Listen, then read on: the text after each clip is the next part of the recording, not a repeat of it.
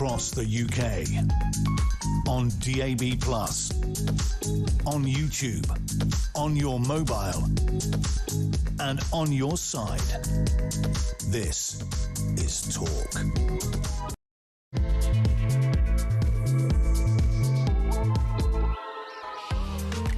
Very good evening. It's just gone 7 o'clock. This is the Evening Exchange. I'm Peter Cardwell, and I have two big questions today. Three, actually, big questions. One, is this Cambridge professor? What is going on? How did he slip through the net? Clearly, so many things he has told people are just not true. Now, Metropolitan Police officers spent 4 months looking into a claim of harassment after inquiries were made to the academic who's caught up in a plagiarism scandal. All that happened was a journalist was asking questions about it. The journalist was spoke till, as we say in Northern Ireland, in a hostile way by the police. Why? Why was that happening? He was making legitimate journalistic inquiries. He had not committed a crime. We'll talk to Isabel Oakeshott about that and throughout the programme as well. Also, Jason Bonehill Payne, or Jason Bonehead Payne, as I call him, the former neo-Nazi, spent 3 years in prison. What on earth is Kemi Badenoch thinking? She is a total fool on this. He was to stand as a councillor. Now he's withdrawn from that. That was inevitable that was going to happen. He went to jail for being horrible to Luciana Berger, a Jewish woman who was a Labour MP, made her life hell, went to prison for 3 years, and then Kemi Badenoch says, oh no, we want him as a local councillor. Why? How on earth will Kemi Badenoch stand up in Parliament and say to Andy Burnham, oh yeah, your deputy Louise Haig, yeah, she was convicted of fraud. She wasn't even sent to prison for it, by the way. She has no moral authority there whatsoever. It's a big debate. We're going to talk about it tonight. Let me know your thoughts on it. 0344 499 1000. The final question I'm asking, what on earth is going on, is the statistics we have about anti-Semitism attacks up 20%. And when you have the leader of the Conservative Party, which is meant to have a pretty good record on anti-Semitism in a way that the Labour Party really doesn't, well, actually, if she's saying that someone can be a local councillor even though they've been a neo-Nazi and an anti-Semite, what is going on? It's crazy. Whatever you think about this, whatever you want to say, however you want to say it, please do get in touch. 0344 499 1000 is the number to call. You can text me 87222 with the word talk in your text. You can tweet me at talkTV. You can send me, follow me at Peter Cardwell. You can send me a WhatsApp text message. You can send me a WhatsApp voice note, or you can give me a ring. 0344 499 1000. So much to discuss between now and 10 o'clock. Stay with us here on Talk. So you may well ask the question, who is this guy, Jason Arday? He was the youngest black professor to be appointed by Cambridge University, but since he has been accused of plagiarism, making exaggerated claims about his sporting and fundraising, his academic record, so many other things. He claimed to have a published book. He claimed all sorts of things. In fact, there's a whole raft of claims that he made, not all of which can possibly be true. It just doesn't add up. But there was a journalist who was looking into this from the Times Higher Education supplement, and of course the journalist was visited by the police. Let's just find out who Jason Arday is. This is him talking about the monarchy. There are people suffering at unprecedented levels here, and I think actually when we think of monarchy, I think there's an opportunity there, if we were going to abolish monarchy, to redistribute all of that and to give to the majority of society who don't have. 70% of the British population consider themselves to be from a working class background and are currently living below the breadline. And I think there's a huge opportunity, if I had my way, for all of that resource to be redistributed between those that are greatly in need. Because what we do know is that those that are greatly in need are not particularly served well. Jason Arday is speaking about the monarchy. On Kemi Badenoch, this is what she said about the former neo-Nazi council candidate. He's since pulled out of this, but this is what she said earlier. Pretty flippant, if you ask me. This is a man who was talking about how in his late teens and early 20s, he was radicalised. He became a racist and an anti-Semite. And he is training, certified by the Home Office, training people on how to deal with To which Lady Burgess says, well, fine, let him do that, but don't have him in public life. Well, don't have him in a position where she and others might have to deal with him, talk to him, do deals with him if he's a politician, that there is a difference there between welcoming someone into public life and just saying, well, yeah, they might be a useful member of society. Well, I think what Luciana is talking about is not rehabilitation, but forgiveness. I can understand that she does not want to forgive this man. I might not if I had been his victim. But I'm not giving him a national platform. He is standing to be a councillor in Somerset. You are giving him a platform there. It is a local platform looking at parking, sorting out bins. That's what councillors do. It's not a national platform. And I do think... Would you draw the line as a national platform? We have much higher thresholds for... you must have heard about this, Justin. I have much higher thresholds for what it takes to be a Conservative MP. It's only in parking and bins. Doesn't matter that he used to hate Jews. That's fine. That's what Kemi Badenoch is saying. It's only parking and bins. Who cares? I mean, I think she will look back on that interview and absolutely cringe. She was talking to the BBC's Justin Webb earlier, and he is a very good interviewer. Also, we're going to talk about Ed Miliband. He's been mocked by reporters in Washington. Let's see what happened here. Mr. Miliband, do you still think the President is an idiot, a racist and a misogynist? Sir, do you still hold a dim view of the President and does it hamper your business? We're looking forward to our meeting. What do you want to say? Are you going to be talking about Ukraine or any sign of progress on Mr. Rubio, are you looking for... What kind of question are we going to be talking about Ukraine? Are you looking for President Rubio and intergalactic affairs? Sir, are you looking for President Rubio? Do you apologise for calling Mr. Trump a racist, sir? How unbelievably awkward that was. Ed Miliband walking out with Marco Rubio. Marco Rubio is the Secretary of State, essentially the Foreign Secretary of America. They did what's called a grip and grin, where they shake hands, and for the photographers, and Ed Miliband, a barrage of questions there. Maybe we'll start with that, actually, with our international editor, Isabel Oakeshott, who joins me now. Isabel, good evening. Good evening, Peter. Well, lots to go for here. How incredibly embarrassing for Ed Miliband. Oh, God. Well, Ed Miliband has had a long career of being embarrassed. being an embarrassment as well as being embarrassed. So he probably will have shrugged that off fairly lightly. But yeah, it was pretty messy, wasn't it? I actually found the audio a little bit hard to hear there, and some of our listeners may have found that the same. What's the worst that was said, Peter? He talked about him. A reporter was throwing an allegation, throwing a comment, and said, "Mr. Miliband, do you still think Donald Trump is an idiot, a racist, and a misogynist?" Right. Yeah, not an ideal question. It's one of those questions in journalism that we used to call the "When did you stop? When did you stop beating your wife?" Yeah. There is no good answer to that one. And I guess he just sort of smiled awkwardly and tried to bluster it out. Indeed. Let's talk about Jason Arday, the Cambridge academic, youngest black professor. This is what he claims. I'm not going to read all of this out because there's a lot of it, but I'll read a few of these things. This is what he claims. He apparently was diagnosed as autistic at 3. He was non-verbal until 11. He claimed partial deafness in 1 year and being taught to sign. Claimed he couldn't read until 18 but still left school with 2 GCSEs. He claimed to join a pro snooker tour at 10, 1 year before he could speak. Claimed he came out of a football academy and played professionally. Claimed he was on 7 Up, the BBC series, maybe ITV actually, TV series anyway, that tracked a group of 7-year-olds as they grew up, which aired 21 years before he was born. He did 30 marathons in 35 days, the last 9 with a broken leg swollen to twice its size. He claims to have run 600 miles in 6 days when the men's record is 650. Has no recorded race time anyway. He said he raised £5.5 million for 70+ charities. He claims at Cambridge, he said...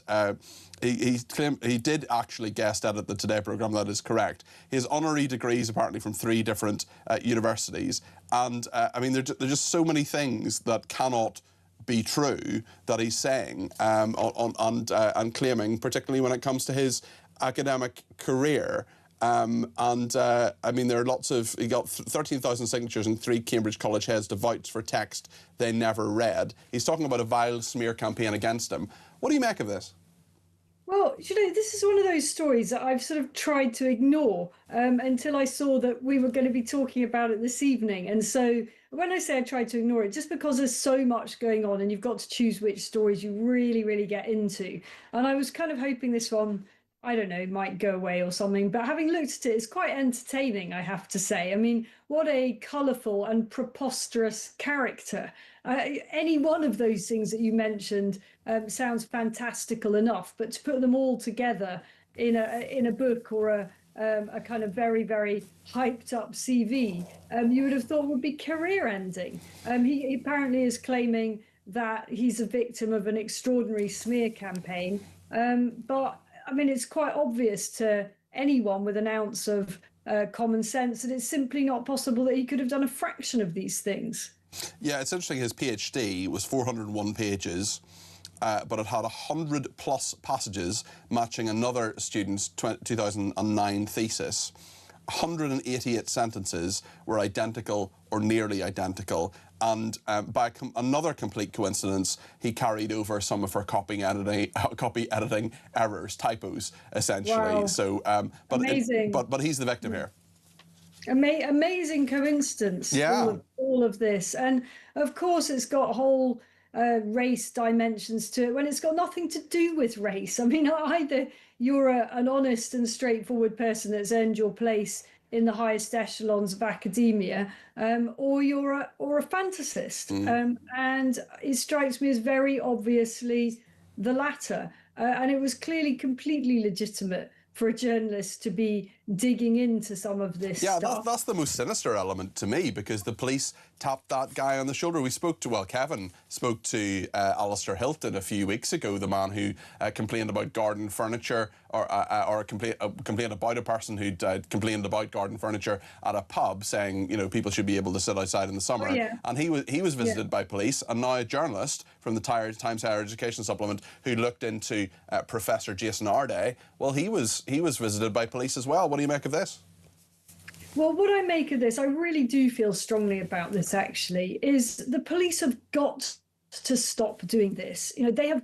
I find it astonishing that our precious police resources, and they're the first to complain about how thinly stretched they are being wasted on this sort of endeavour. I mean, there was another case in the last few days of a completely respectable animal rights campaigner, not somebody who does crazy stuff or breaks the law, having raised some issues about the treatment of beagles in a research laboratory, once again being visited by the police. This has got nothing to do with the police. Why are the police tapping on people's doors in this Orwellian fashion? This is not what Britain is supposed to be. And I find it very ironic. You know, I live in the Middle East. I'm in England at the moment, but people are always quick to tell me, oh, you live in a police state, better be careful what you say. And I'm kind of like, yeah, how about Britain at this point? That's a very, very good point. Should say that Professor Arday has been approached for a right of reply earlier today by Talk. The message has been delivered. He has yet to respond. He's previously told the Times newspaper, I am accountable for the mistakes I've made. I hold myself accountable, and other people should hold me accountable. We're talking about academia here. I didn't murder somebody. I think the cruelty that I've experienced and the positioning of me as this kind of liar and fantasist is totally unacceptable. What do you make of that? Well, it's just bluster, isn't it? Just bluster. I mean, it's right that his fantastical claims should be dissected one by one. I mean, a number of papers have done that very well today. They've literally listed all the things he claims he did, and you don't even need to really be to put in much investigation to know that that's not possible. I mean, all this running marathon lengths, 100 miles a day or some nonsense like that with a broken leg. I mean, what a load of old rubbish. Yeah, it's interesting. I want to ask you just about one more story before you go, and it's about Kemi Badenoch saying it was all right for someone who was previously a neo-Nazi to become a candidate. I mean, can you imagine if Nigel Farage had said, well, actually, it's only just bins and parking, so it's fine?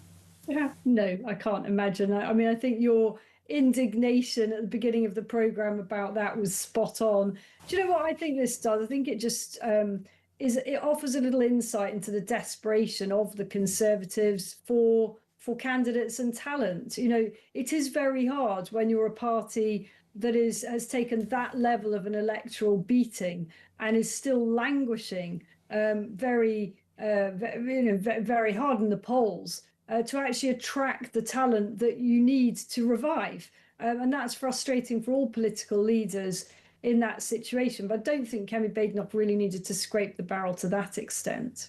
Isabel, as always, thank you. Isabel Oakeshott there, who's our international editor at Talk. Really appreciate her joining us. What do you think of what she said there about Kemi Badenoch, about that Cambridge professor, and indeed about Ed Miliband? 0344 499 1000. Give me a call. Let's have a chat this evening. There's so much to discuss. Thanks to Lorraine, who's been in touch and says, we all know that if Farage and Reform had endorsed a convicted neo-Nazi as a councillor, journalists in the mainstream media would be in meltdown. It would be headline news and we'd never hear the end of it. Kemi Badenoch defending her selection of a former neo-Nazi who was jailed for inciting racial hatred as a Conservative council candidate is a massive mistake. It shows her utter hypocrisy and very poor judgment. It also demonstrates that the Conservatives still operate one rule for them and one standard for the rest of us, not dissimilar to Labour. This is a man who has a very unpleasant history. I'm so glad you're discussing this, but it will be very interesting to see how the mainstream media will report this. I suspect, just like the investigation into Kevin Hollingreck, there will be very little. Lorraine, thank you for that. I agree with every single word of it. Amanda in London says, Kemi's appointment of the ex-Nazi individual.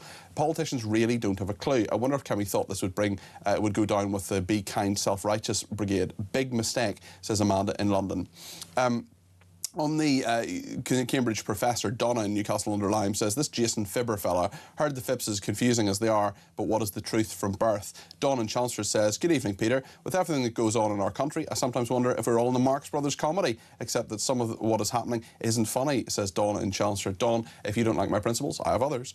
Penny says, good evening, Peter. No amount of apologising from the government about not releasing PC Harper's killers will cut it. If the police take the government to court, bring it on, and they will also gain some much-needed respect for the public. The early release scheme is so dangerous, an abuser could easily turn up at his wife or girlfriend's house, and there could be murder this time, especially if she's grassed him up previously. The government are becoming worse and worse. We're going to talk more about that as well. There's loads to discuss on the debate desk. Linda Jubilee will be with us, as will Candice Holdsworth, and I want your call too. 0344 499 1000. Stay with us here on Talk.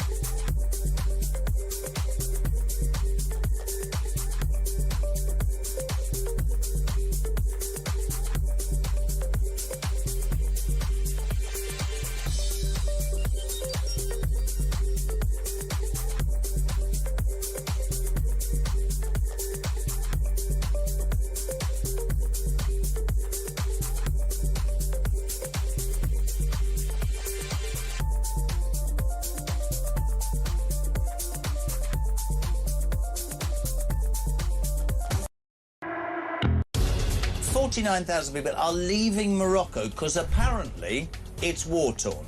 But Jet2 this morning are offering 20% off a trip to Morocco for a week. Which country in Europe wipes everybody else's backside but its own people? Here. This is a huge football story, folks. UEFA has now said no European nation will participate in any FIFA competition so long as proposals to create a company to run the World Cup remain alive. Across the UK, on DAB+, on YouTube, on your mobile, and on your side. This is Talk. Thanks everybody who's been in touch, including the Prof, who has sent me a very interesting message. This is from, I think, Blackburn and Darwin Council. It's an ad for an asylum and migration team leader, £39,000 to £44,000. And he says, do you see the issue here? I do, because the two little bullet points say, full-time, permanent. So we're just not going to solve it, apparently. Ed Davey has tweeted on this Kemi Badenoch scandal as well. He says Badenoch has shown an outrageous lack of judgment, doubling down on her support for a former neo-Nazi because councillors only sort out the bin. She has no idea how much people care about their local communities. Let's just remind ourselves what Kemi Badenoch told the BBC earlier today about Mr Bonehead. This is a man who was talking about how in his late teens and early 20s he was radicalised. He became a racist and an anti-Semite, and he is training, you know, certified by the Home Office, training people on how to deal. To which Lady Burgess says, well, fine, let him do that, but don't have him in public life. Well, don't have him in a position where she and others might have to deal with him, talk to him, do deals with him if he's a politician, that there is a difference there between welcoming someone into public life and just saying, well, they might be a useful member of society. Well, I think what Luciana is talking about is not rehabilitation, but forgiveness. I can understand that she does not want to forgive this man. I might not if I had been his victim. But I'm not giving him a national platform. He is standing to be a councillor in Somerset. You are giving him a platform there. It is a local platform looking at parking, sorting out bins. That's what councillors do. It's not a national platform. And I do think... Would you draw the line as a national platform? We have much higher thresholds for... you must have heard about this, Justin. I have much higher thresholds for what it takes to be a Conservative MP. Dave has been in touch from New Zealand and says, I'm not a Tory, but why can't he have a council position? The left are far worse in Parliament. And what about the rehabilitated tax dodger and the fraudster in Cabinet? Well, that makes a really good point, Dave, actually, about how on earth Kemi Badenoch stands up at Prime Minister's questions and said, look at the First Secretary of State, essentially the Deputy Prime Minister Louise Haigh. She is a fraud conviction. She's a dreadful person. Why is she not able to be rehabilitated and reform and repent, yet someone who's been a neo-Nazi more recently and been in prison for 3 years for being horrible and being convicted of an offence against a member of Parliament? Leslie says Kemi has made a huge mistake. Yes, one needs to forgive, but it seems this gentleman has reformed. But I firmly believe anyone convicted of fraud or in prison for even doctoring their CV should not be allowed to hold any position of public office, and certainly not ministers. In a time when trust in politics is at an all-time low, Kemi Badenoch, what are you up to? Seriously. Candace Holsworth is a political commentator, as is Linda Juberlee. Great to have you both on the debate desk this evening. How are you doing? You well? Good.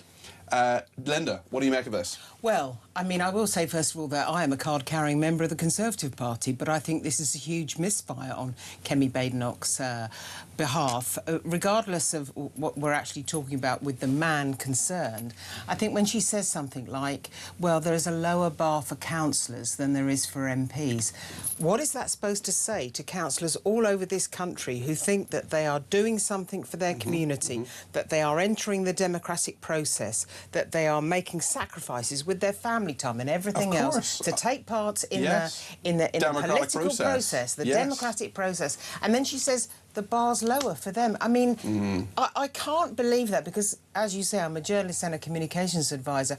I can't really understand who advised her. Did anyone advise her? Did she just think of that remark on her own? Yes, and that is it's a pretty stupid thing to say. And that's worrying. And the thing I learned, again, in Conservative politics, especially from the amazing James Brokenshire, who was my first boss, who said, what you need to remember is if you're a councillor, if you're an advisor, if you're an MP, you're at the top of a very large tree, which involves thousands of people, tens of thousands of people, who are all volunteers. So if you're going to be sniffy about them, that's not going to be a good thing. Candace? Oh, agreed. I mean, every day on my community WhatsApp group, what is everyone arguing about? Parking. It's actually really important. It's those little things, and it might seem trivial when you're it's a big thing. A member of Parliament, but for ordinary people, it's the everyday things, right? Even the bins. Try living somewhere where the bins are poorly managed and see how miserable, how miserable your life becomes.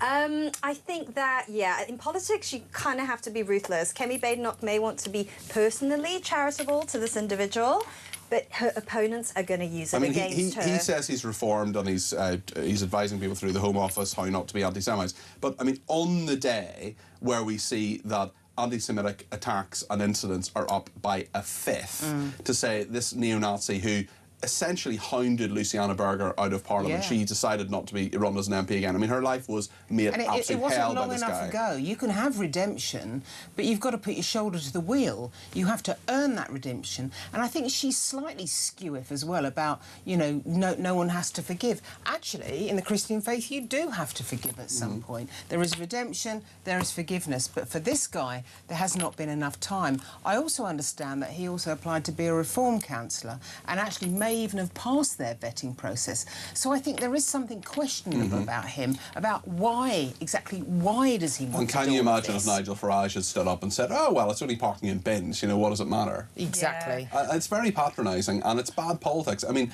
Kemi Badenoch, I think, has come on leaps and bounds. I think she's done really well over the last few months. She really bested Keir Starmer, although you know, it's a low bar with him, speaking of low bars of people, of parliamentary communicators. But to me, this just seems all wrong. It's politically completely mad. But also just on a moral level, Candice, it doesn't make any sense to me. Yeah, I've seen people come out and defend it, and they have said stuff like, well, I think that redemption and forgiveness is a nice value and it's something we should all hold towards. Yeah. But in the Machiavellian world of politics, you cannot expect your opponents to do that. I mean, look at how everyone goes after Andy Burnham for Louise Haigh. Yeah, and this is the point, actually, because Barbara in London says, what would the reaction have been if this had been reform allowing him to stand? Becca says, I'm not surprised with anything these political parties do anymore. We have a convicted fraudster running the country at the moment, Andy Burnham's on holiday, so is Louise Haigh, and an anti-Semitic Diane Abbott, welcome back after 3 years. This is bad for the whole perception of politics, isn't it, Linda? You can... it is possible to have forgiveness and redemption in politics, but as I said, it takes a long time. If you think back to the Profumo affair, and you think to the then Defence Secretary, John Profumo, he worked in a soup kitchen for 25 years afterwards to actually redeem himself. And quietly and away from the cameras. This is totally... The guy has not done enough. I cannot understand, and I listened to the whole interview this morning, I cannot understand why Kemi Badenoch nailed her colours to the masthead over this particular person, and then I cannot understand why she delivered the narrative she delivered this morning, because she's only had to retrack on it now this evening. And sooner or later, politicians do have to understand words matter. You actually have to think about them and construct proper sentences so you build a credible position. And it is a shame. She has done well lately, but this was a misfire. Final thought from Candice on this? I would say, though, I mean, I live in a very Jewish area of North London, and I would say that everyone I know really likes Kemi Badenoch. They see her as an absolute stalwart on anti-Semitism. So and she has stood up to people, and there was that famous clip where the person was, you know, haranguing her about the Palestinian cause, and she just said, sorry, I've said what I've said, I'm very clear on this, I stand with the Jewish people, and that's fine, but this isn't doing her cause any favours, is it? Well, I don't know, it's when I speak to people, if different people have different opinions, some people have a nuanced opinion, they really like Kemi Badenoch, they trust her judgment. One person I spoke to today did say to me, I don't know if this is a widely held view, but he said, look, at least people should meet with him. The Jewish Board of Deputies should meet with him to try and figure out how to turn anti-Semitism around. And in fairness, Phil Rosenberg has said that they will be engaging with him, so perhaps that's the best outcome here. Mark says, if it's bad for a neo-Nazi to be a councillor, why are the Labour Party on the left allowed to be communist? Surely they are both abhorrent and should be nowhere near any council and definitely not on Parliament. Speaking about our next story that we're going to talk about in just a few minutes, John in Kent has been in touch about this Cambridge professor, Professor Arday. He says he's wasted at Cambridge. He should be in the Labour cabinet.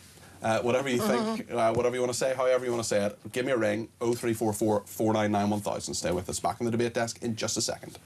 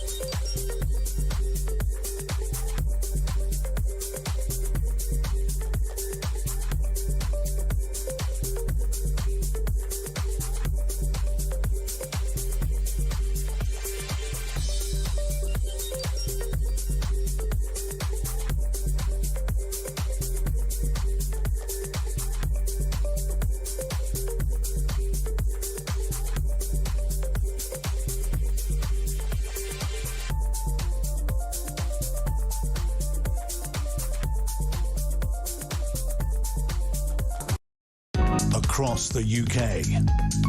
On DAB+, on YouTube, on your mobile, and on your side. This is Talk.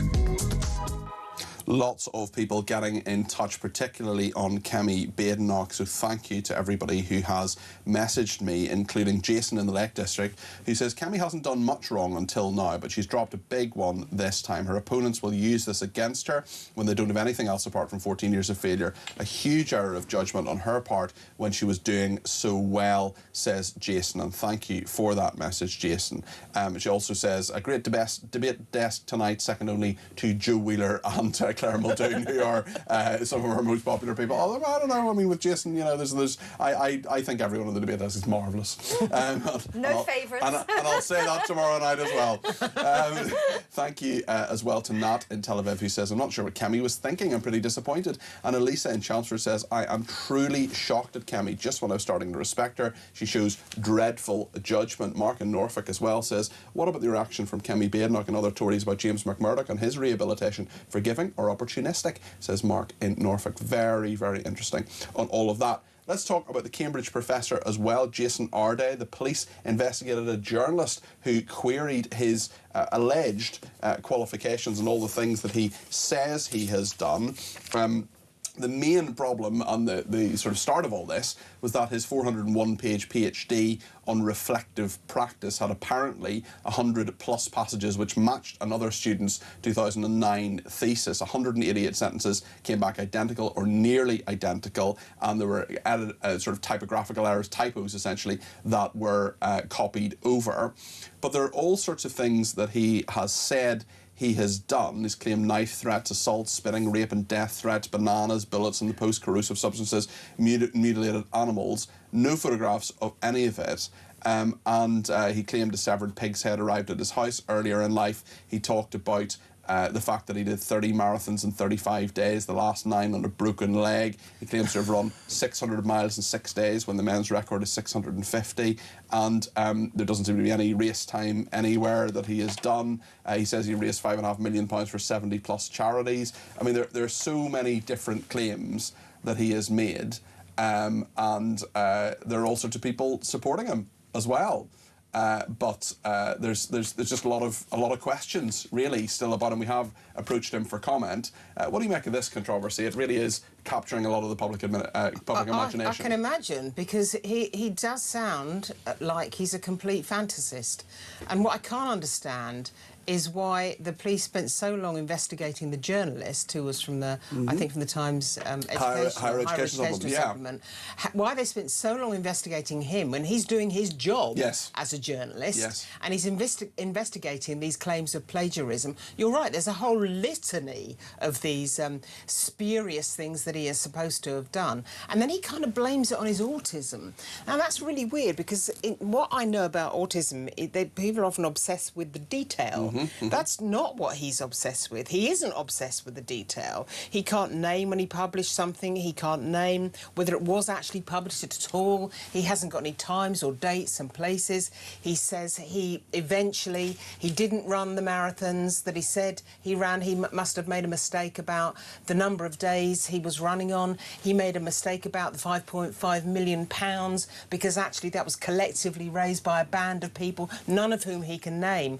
There is so many holes in his story. I find it incredible. And it kind of goes back to what I'm saying before. Words matter, and CVs matter, and information about your background matters. Well, the only thing, as I often say about not just this station, but journalism and communications in general, and you'll know this as a communications professional as well you, Candace, the only thing that's different between me and someone with an iPhone filming themselves and putting it on YouTube is resources and trust. And training. And training. That's it. Those are the only three things that are different. So, and the main one is trust. And if you're a professor at Cambridge University, that is apparently, many allegations are, saying that that's basically built on a web of lies.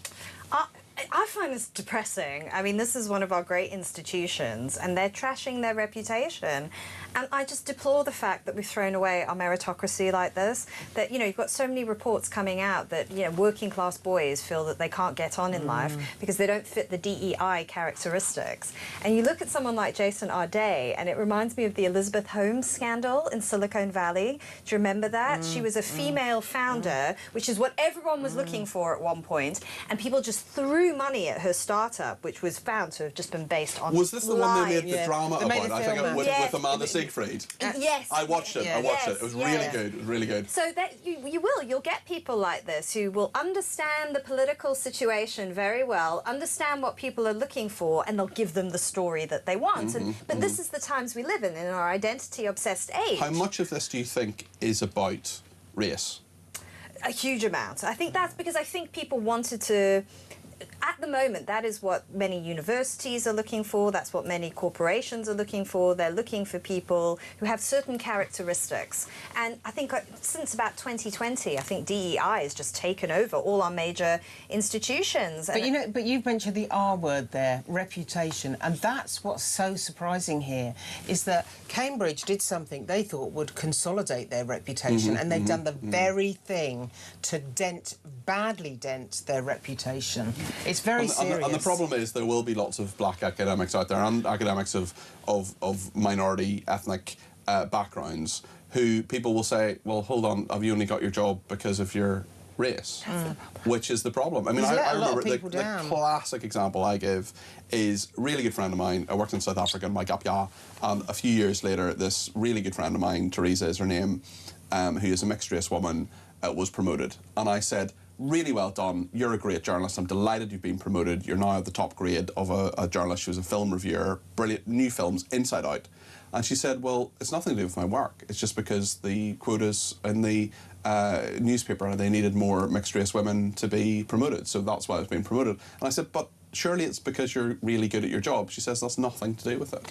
And I just think it must be so incredibly patronising and really awful for those people, actually, to say, I'm not here because of meritocracy, I'm here because of the colour of my skin.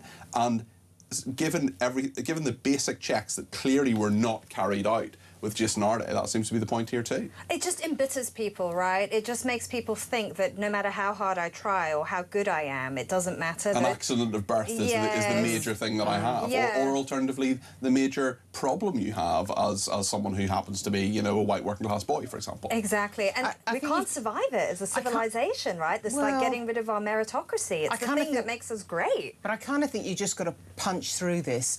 I mean, I remember when I got my staff job on the Daily Mail, I was only the second woman to get a staff job in 5 years. I was one of only 2 women actually in the newsroom, and Paul Dacre gave me my first job. And there was a lot of chit-chat around about the qualities you needed to get ahead. You know, I listened to all of it, believe me. But at the end of the day, you bring home the bacon. Yes. You get the exclusives, you get the But did you not have to work twice as hard as the man to be taken seriously? I didn't care. I just didn't care. Because you've got to punch through. You know, I've got a daughter now who's just qualified as an architect, and that is a very, very male-centric profession. And if I hadn't done all that and she hadn't had some kind of role model or some example, she wouldn't have done what she's done now. Absolutely. Can't be 7 years. Can't be what you can't see. Yeah. What was working with Paul Dacre like? It was. It was. I mean, he was an extraordinary man, and I think that he was one of the most challenging people I worked for. I worked also for Sam Chisholm at Sky, who was the CEO. I reported directly to him as well. And I always say, everyone asked me in Australia, was I scared of Sam? I said, you know what? I worked for Paul Dacre. Paul Dacre, one of the most successful editors, and a lot has been written about his style as well. Well, I just want to say I so loved his comment about when Harry lost his court case. You know, there is not a laundrette anywhere in the universe big enough to wash the linen that Harry himself has hung out about his own family. Absolutely correct. Gary has been in touch and says apparently that Cambridge professor was also going to claim that he had stopped the boats coming from France, but on reflection he decided that even he couldn't get away with that one. It is, I mean, there are lots of jokes going around about it as well. Another texter says, I think all politicians should be held to a higher standard. No one with a criminal record should be allowed to be an MP or a politician or councillor. Becca says, honest question, Peter, if the bloke had been a rehabilitated Islamist, would there be such an outcry? Very good point, Becca. Unfortunately, there's some unrehabilitated Islamists who are councillors as well. Chris in Derbyshire says, just what are the Tories playing at? This man also organised anti-Semitic marches in Jewish areas and wanted to burn Jewish holy books. A search on Google confirms this, says Chris. I'm not disputing that at all. D in Chesterfield says, I can recall that Diane Abbott said that only black people can experience racism. Maybe Kemi agrees. Well, I hope not. And another person says, good evening, Peter. Ed Mini-Brain hasn't just got the brains to be insulted by the press in America. The man is a total idiot, and his one brain cell must be so lonely. Penny also says, you're the best presenter on Talk. Brilliant programmes. Thank you. That's very kind. Feel free to message that in any time. Alex says, I don't know about this person becoming a counsellor. I believe in rehabilitation, but I don't think that public life is suitable. I think this is a lack of judgment by Kemi, but not as bad as Peter Mandelson by Starmer. I believe he may have changed and done good work de-radicalising anti-Semitic young men. You can get great work out of public life as a counsellor. I think both have realised that this is a mistake, but a stupid mistake, and with the anti-Semitism on the rise, it's a mistake that won't be remembered in 3 years. I doubt by conference season it will still be on our minds. She should apologise for making a mistake, and I don't think this will be too detrimental if not too many other mistakes are made, says Alex. It'll be very interesting what Labour do with this, particularly when Parliament comes back. Quite a number of other stories to talk about. PC Harper and the ongoing row over people being let out of prison as well. Certainly we'll talk about anti-Semitism in general, as well as the fact that the Treasury seeks to kickstart the economy with £9 billion a year, and the woman fed dog food by a Portsmouth care worker before death. Absolutely dreadful. We'll be back in the debate desk with Linda and with Candace in just a second.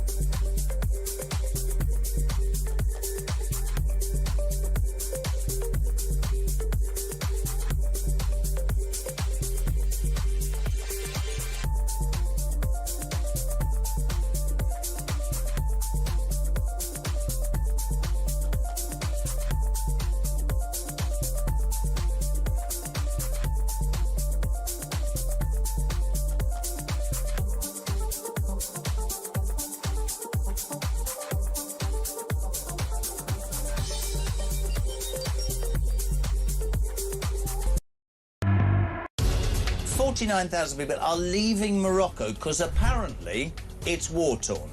But Jet2 this morning are offering 20% off a trip to Morocco for a week. Which country in Europe wipes everybody else's backside but its own people? Here. This is a huge football story, folks. UEFA has now said no European nation will participate in any FIFA competition so long as proposals to create a company to run the World Cup remain alive. Across the UK, on DAB+, on YouTube, on your mobile, and on your side. This is Talk. Well, the controversy continues over PC Andrew Harper and the fact that 2 of his killers may well be released from prison by Christmas. Now a police chief is considering legal action. There's a big petition. I signed it last night. It had at that stage over 100,000 signatures. I'm expected as many tens of thousands more now. Let's just hear what the Justice Minister, Jake Richards, said about this morning. He was quizzed by the BBC on this. Well, the new regime comes into effect from October the 1st. The sentences which, or the offences, sorry, which have been carved out have been published online. Manslaughter is not one of those offences, and it would be wrong to pick out individual cases within different offending cohorts. That wouldn't be right. It wouldn't be lawful either. So it is correct that those 2 individuals will be subject to the new regime from October. And Kemi Badenoch has reacted to the Police Federation saying they want to see if they can bring a judicial review of the decision. Do you support them in that? I do support them.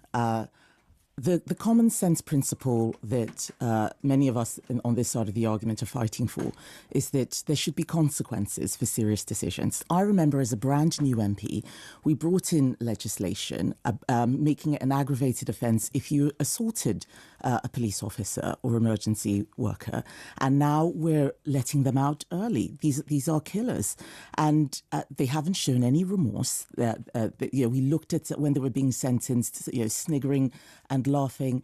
And when I was out with the police yesterday morning, they talk about this and they say that it makes their lives very difficult.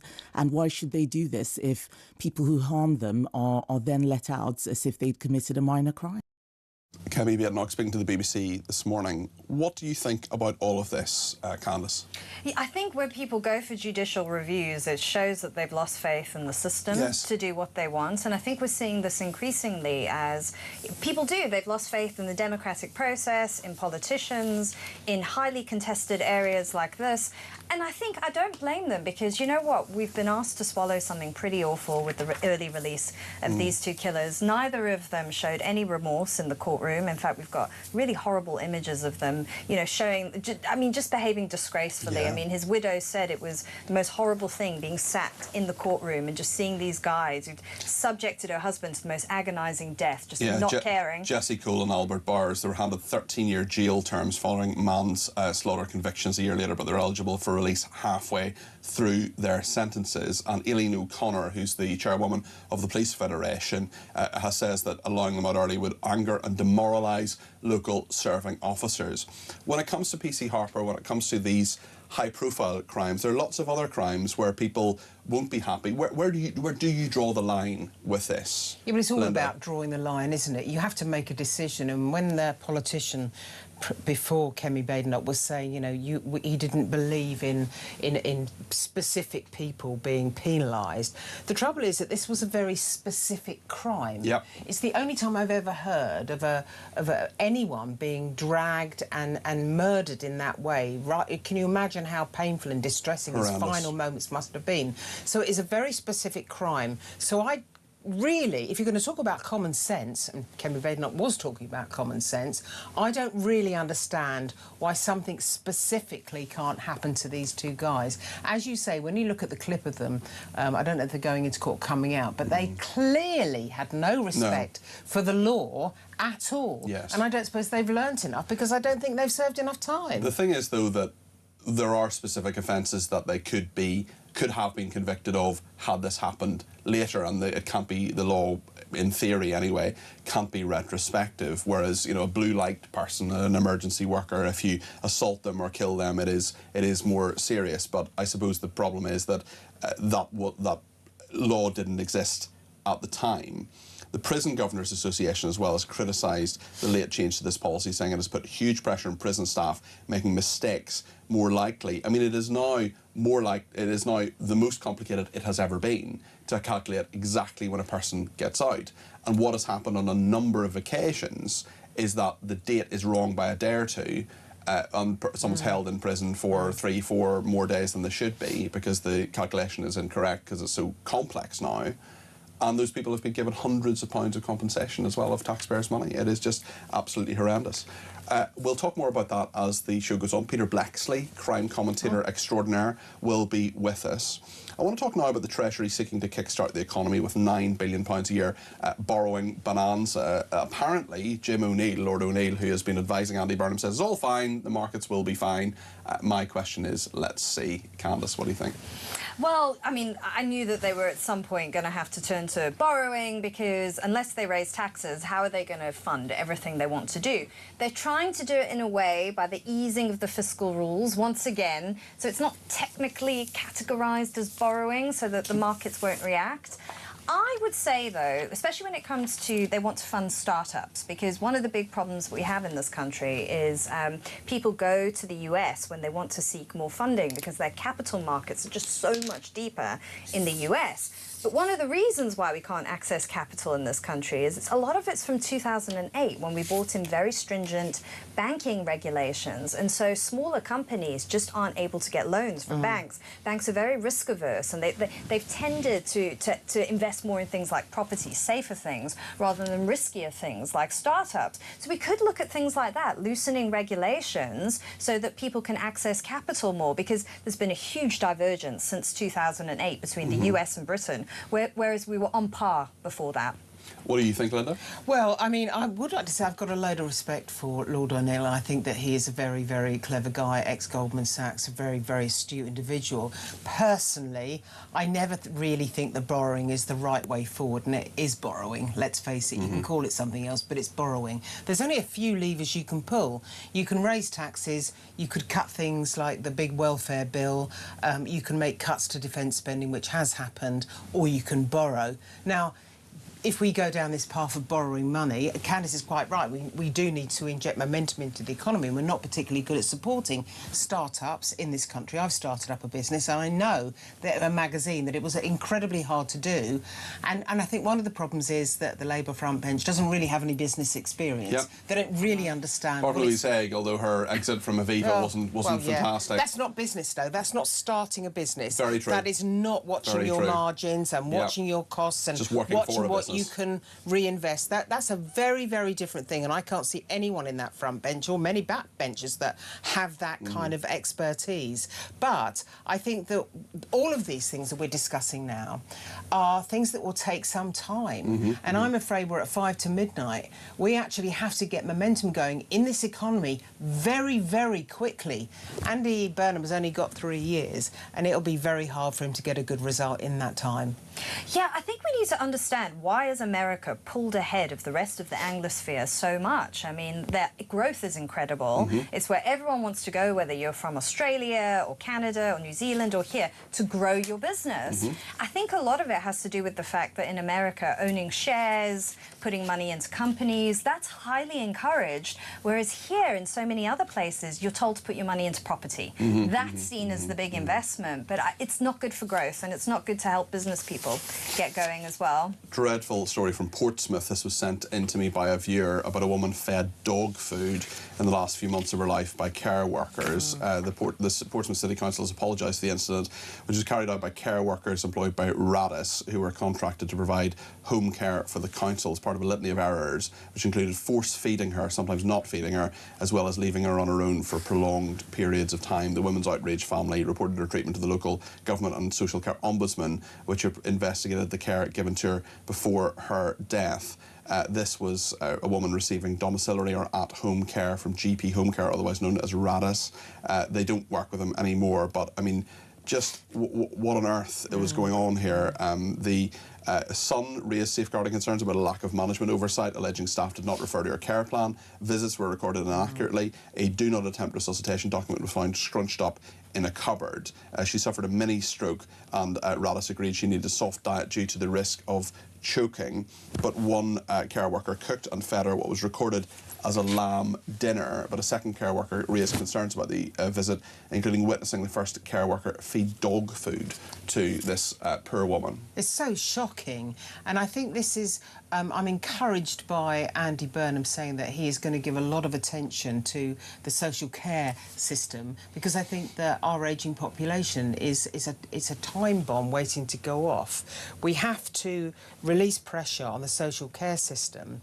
I mean, the truth is that the NHS can't cope with all those people who should be treated in a different way to the people who are actually in hospitals. And the trouble is that a lot of this care is farmed out to private companies who are less than accountable. Some of them are good, some of them are bad, but care is very, very inconsistent. And this is by no means the only situation that's similar to this. I haven't actually heard about dog food. And you're so vulnerable at this stage. You're so vulnerable, especially if you're living on your own, Candice. That's what frightens me. It's like you've lived your life, and at the very, very end, when you're so vulnerable, this is the situation you find yourself in. I mean, there are so many old people who are just totally alone, you know, and they're being looked after by carers. Some of them are good, some of them are bad. The quality is just so all over the place. It's just the luck of the draw. It's just you could get lucky, you could not. It's true. The Councillor Matthew Winnington, who's the Cabinet Member for Community Wellbeing in Portsmouth for Health and Care, so Community Wellbeing, Health and Care, said we accept the Ombudsman's findings in full and recognise the seriousness of what happened in this case. We ended our contract with Radis early. We no longer work with them or commission services from them. The care described in this report is not the standard anyone should expect, particularly at such a vulnerable time in someone's life. We've apologised to the family and are very sorry for the distress they've experienced. We know this has been deeply upsetting for the family. Let's talk about some SNP hypocrites. This is the Scottish National Party and government, of course, in Edinburgh. The Climate Secretary flying 45,000 kilometres on taxpayer-funded trips last year. Linda. Extraordinary, really, really extraordinary. I don't know why people can't give this more thought. You know, if you want to be concerned and you want to, you know, really attach your reputation, your policies to the climate, you have to practice what you preach. Use Zoom. It's so obvious. That's what the rest of us are doing. Yes. And I think politicians should be not frittering away money on long-haul flights, certainly not to that extent. It's also, I mean, if you're going to international conferences and things, that's fine, I suppose, as far as it goes. But the Scottish Government doesn't have, it has an external affairs person, but foreign affairs is a national issue. It's a UK-wide issue. What do you make of this, Candice? They love living this sort of glamorous life. And there's no accountability. They keep winning. I know. Look, I mean, any sort of piety like this, anyone who's pious like this, you will find hypocrisy. It's horrible because... I'm really looking forward to getting Ed Miliband's carbon footprint. That's what I want to know. There's any Puritan, scratch a little bit and you'll find... Anyone who puts "be kind" in a tweet, hashtag "be kind," or has it in their, in their blue sky sort of description of them or whatever, they always have a sliver of ice in their heart, like people who work in HR. Yeah, absolutely. Oh yes, it's always the "Be Kind" brigade that celebrate when someone's died, for instance. They're the ones crowing and saying "woo." Yeah, exactly. Listen, thank you both very, very much indeed. Really appreciate you joining us on the debate desk. That is Linda Jubilee, the journalist and political commentator, and political commentator Candice Holsworth. Great to have you. Brian in Belfast says, as a retired RUC and PSNI officer, I've just signed PC Harper's petition, shared it now and donated money. It is 362,000 signatures right now. Brian, thank you for that update. I should have checked before I came on air, but I forgot. I encourage every right-minded individual to do so. It's imperative we make the government take notice of public opinion. Keep up the good work. Brian, just to say that a listener sent it to me and I signed it last night and I also retweeted it. So if you go into my retweets on @PeterCardwell on my social media, you will see it. Testy says you need a professional psychologist on to evaluate the Cambridge shyster, not political commentators. He ticks every box on Dr. Robert D. Hare's psychopath test used in Canadian prisons. Donna in Newcastle under Lyme says, sorry to message you again. Donna, never apologise. You can send in 100 messages if you want to. It's absolutely fine.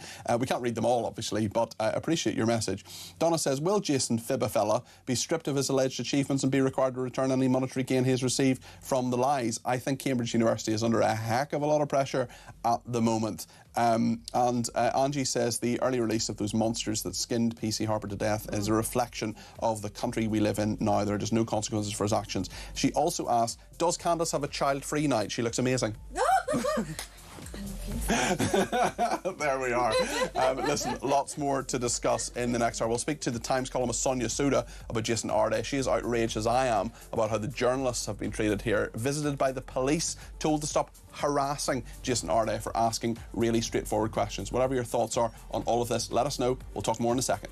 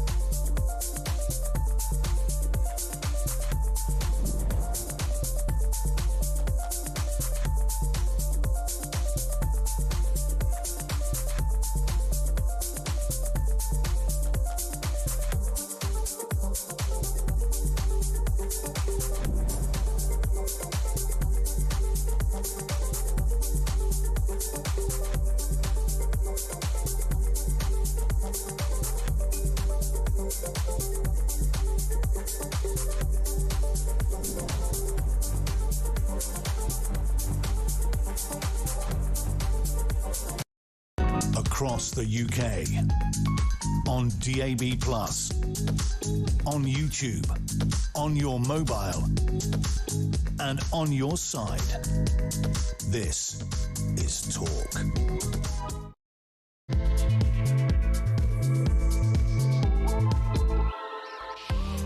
Very good evening. This is Talk. I'm Peter Cardwell. Thank you so much for your calls, texts, tweets and voice notes. We'll get to those very soon. And if you want to get your voice on the air, please do give me a ring. 0344 499 1000. So much to discuss this evening, not least the petition, huge petition now about PC Harper's killer's early release. What do you think about that issue? Let me know your thoughts. Also, the convicted anti-Semite withdrawing as a council candidate. What on earth was Kemi Badenoch up to when she was saying that he could be a representative of her party? We'll look at what she said in just a second. Also, the bizarre story of this Cambridge professor, Jason Arday, and the journalist who looked into him, asked a series of pretty legitimate questions. Well, he had a knock on the door from the police, who said to stop harassing Professor Arday. He's a professor at the moment. I'm not sure that's going to last too much longer, because he's clearly someone who has told a few porcupines over the years. Lots to discuss in all of this. I'd love to talk to you. 0344 499 1000. Pick up the phone, give me a shout, and we'll have a chat on the air. You can also text me at 72222 with the word talk in your text. You can tweet me at talkTV. Follow me at Peter Cardwell on Twitter. On Instagram, it's at CardwellPeter. You can send me a WhatsApp voice note. You can send me a WhatsApp text message, or you can give me a ring, all on the main number 0344 499 1000. So much to discuss between now and 10 o'clock. Stay with us here in the Evening Exchange on Talk.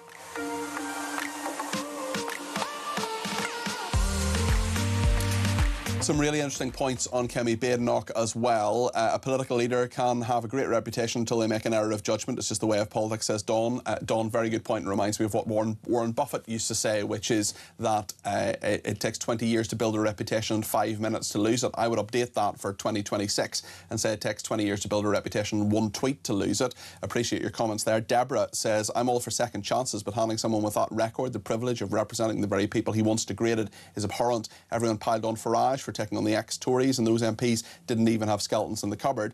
This really does beggar belief, and Kemi seems a bit two-faced after standing in Golders Green claiming to be on their side. Nat says, I agree with all who have said he should be absolutely able to do the work he's been doing, but being in public life is a step too far. Also, Brian, very good point from Brian, and I'm very happy to read it out. He says, I love Talk, but in regard to Kemi Badenoch, whilst her interview with Justin Webb wasn't great, we and you shouldn't knock her decision too much to let this guy stand. Some people can be rehabilitated, and maybe he is one of them, as is the case with David Shipley, for example, who regularly appears on Talk as a guest commentator. Brian, that is an absolutely fair challenge. The thing is that David Shipley isn't standing for public office, which is a bit different. On PC Harper, Andrew Harper, and this challenge to the government in regard to what they do on justice policy, letting people out of prison. It's a story that's gone on for a number of days. Let's hear what Kemi Badenoch said about this morning to the BBC. The Police Federation saying they want to see if they can bring a judicial review of the decision. Do you support them in that? I do support them. The common sense principle that many of us on this side of the argument are fighting for is that there should be consequences for serious decisions. I remember as a brand new MP, we brought in legislation making it an aggravated offence if you assaulted a police officer or emergency worker, and now we're letting them out early. These are killers, and they haven't shown any remorse. We looked at when they were being sentenced, sniggering and laughing. And when I was out with the police yesterday morning, they talk about this and they say that it makes their lives very difficult. And why should they do this if people who harm them are then let out as if they'd committed a minor crime? Jake Richards is the Justice Minister. He spoke to the BBC as well about this issue. Well, the new regime comes into effect from October the 1st. The sentences which have been carved out have been published online. Manslaughter is not one of those offences, and it would be wrong to pick out individual cases within different offending cohorts. That wouldn't be right. It wouldn't be lawful either.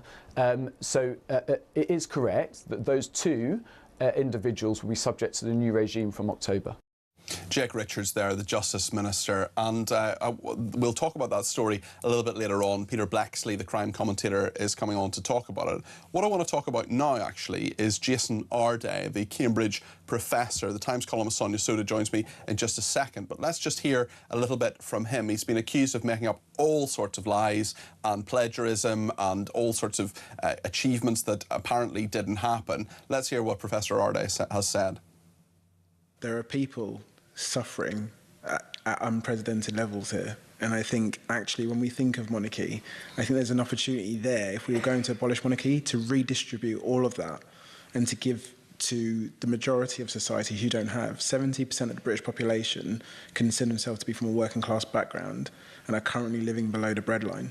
And I think there's a huge opportunity, if I had my way, for all of that resource to be redistributed between those that are greatly in need. Because what we do know is that those that are greatly in need are not particularly served well. That's Professor Jason Arday just talking about his views on the monarchy. We have approached him for comment on all the allegations against him. The one I am most concerned about, though, is not just the plagiarism that he's alleged to have done and the other lies that he's alleged to have told, but the fact that he set the police, essentially, on a journalist who asked, very, very legitimate questions. Well, Sonia Soda's with me now. She's a Times columnist and broadcaster. Sonia, great to have you on the programme. Just talk us through this from your perspective. So what's emerged, and I think it's important to say we're not clear exactly who reported the journalist from the Times Higher Educational Supplement to the police. That's not in the public domain. All we know is that the University of Cambridge have denied that it was them. What emerged yesterday was that he had been reported to Met. This was a Times Higher journalist. We're just having a bit of a problem with the line there to Sonia. We'll see if we can get her back on a clearer line and hear her words on all of that. 0344 499 1000 if you want to get your voice on the air to respond to what she's going to say, and we'll hopefully hear her more clearly in a second. But the Cambridge academic suggested that work on black masculinity had been published by Palgrave, but it never went to print. I mean, there are just so many different allegations here. He repeatedly claimed he was the author of a book called Being Young, Black and Male, Challenging a Dominant Discourse, which was said to explore stereotypes about black masculinity. It's listed in his biography, description and published essays, as well as promotional material for speaking events. It was attributed to the Palgrave Macmillan Publishing House, but it never made it to the shelves. It was abandoned by the publisher several years ago, and it raises questions about his employment at the University of Cambridge. To apply to a professorship at Cambridge University, applicants need to submit an extensive portfolio of work, which includes a complete bibliography of the essays, journals and book chapters, loads of different allegations. Sonia, I think we've got you back on a clearer line. Please do start again. Yeah, sorry about that. No Peter. worries. Yeah, so should I just carry on with what just start again. Yeah. Just tell us your view of this whole scandal, particularly when we're talking about the journalist, but we've got you nice and clear now. Yeah, so, I mean, well, there's clearly very serious plagiarism, fabrication allegations against Professor Arday. And in some ways, I'm kind of less interested in him as an individual and the institutional response. Cambridge have now said that they were very, very defensive of him at first, but they've now said they're launching an official investigation. And you know, this man has made a number of claims that don't stack up. And I think there are real questions about how, in the sort of highest echelons of British academia, some of his claims were just accepted at face value. So there is a whole set of questions around that. But one of the things that most concerns me is some of the revelations that came out yesterday. So he was being investigated by a Times higher education journalist who was looking into the plagiarism claims. He says he wrote to Professor Arday with a number of queries, and then somehow a police complaint got filed against this journalist with the Met Police. We don't know exactly who filed that complaint, but the Telegraph, which reported this, has reported that the University of Cambridge has denied that it was them. And then this journalist was told 4 months later by the Met Police, we've been investigating you for 4 months. you haven't done anything criminal, so we're closing the case. But please refrain from contacting Professor Arday again, because your communications have had an impact on his mental health. And the journalist reports that he clarified that that police officer was speaking to a member of the press, and that police officer repeated his entreaty not to contact Professor Arday again for mental health reasons. Now, as a journalist, this is hugely concerning to me.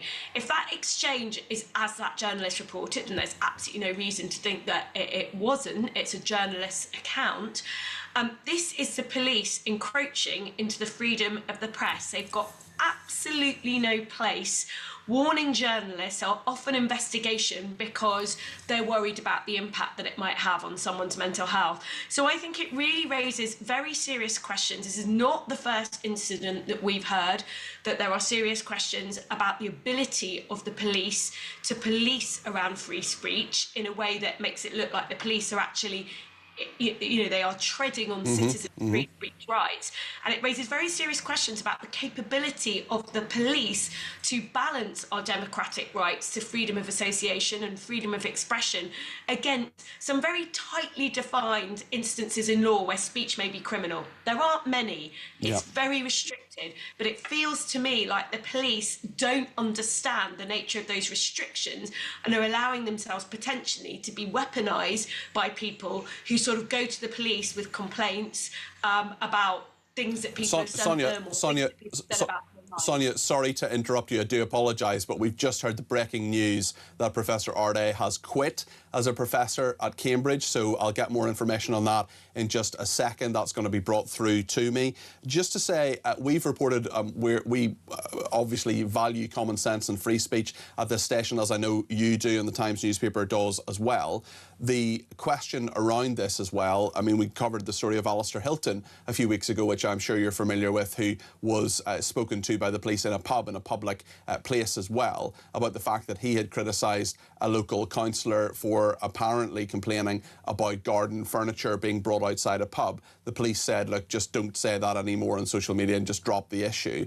That is very worrying. We're seeing a trend here. We're seeing other situations where journalists have talked about this. We're meant to be a nation where you have as free speech as possible. And here we are in a situation where on at least 2 occasions in the last few weeks, we've had very worrying developments around that, Sonia. Yeah, and those aren't the only cases.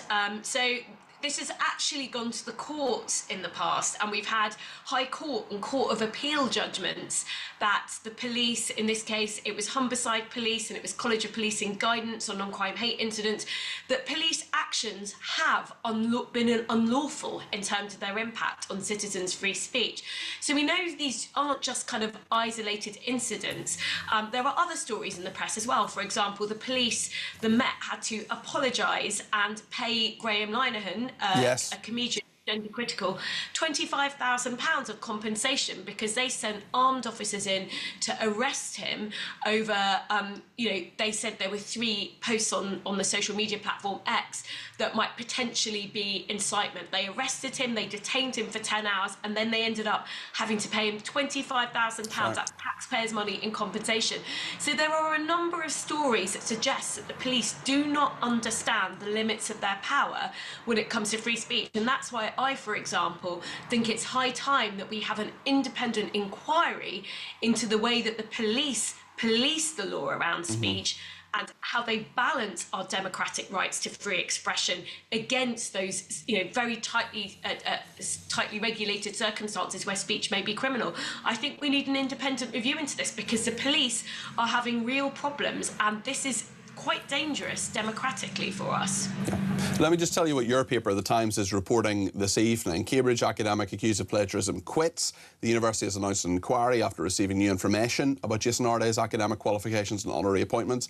This is the star Cambridge professor at the centre of a plagiarism row. He has quit after the university said it was launching an investigation into his work and qualifications. Jason Arday, who was the youngest black professor to be appointed by Cambridge, says he was quitting for the sake of his well-being and his family. He insisted the decision to quit should not be interpreted regarded as a loss of faith in scholarship or in the values that first brought him to Cambridge. He said, nor should it be mistaken for an acceptance of the narratives that have surrounded me. It is simply the decision of someone who has reached the limits of what any person should reasonably be expected to endure. The university said the University of Cambridge has begun an investigation following new information about Professor Arday's academic qualifications and honorary appointments. In order to ensure a fair process, we will not comment until this is concluded. Separately, there remain a number of ongoing complaints regarding academic misconduct, which are being handled in line with our policy.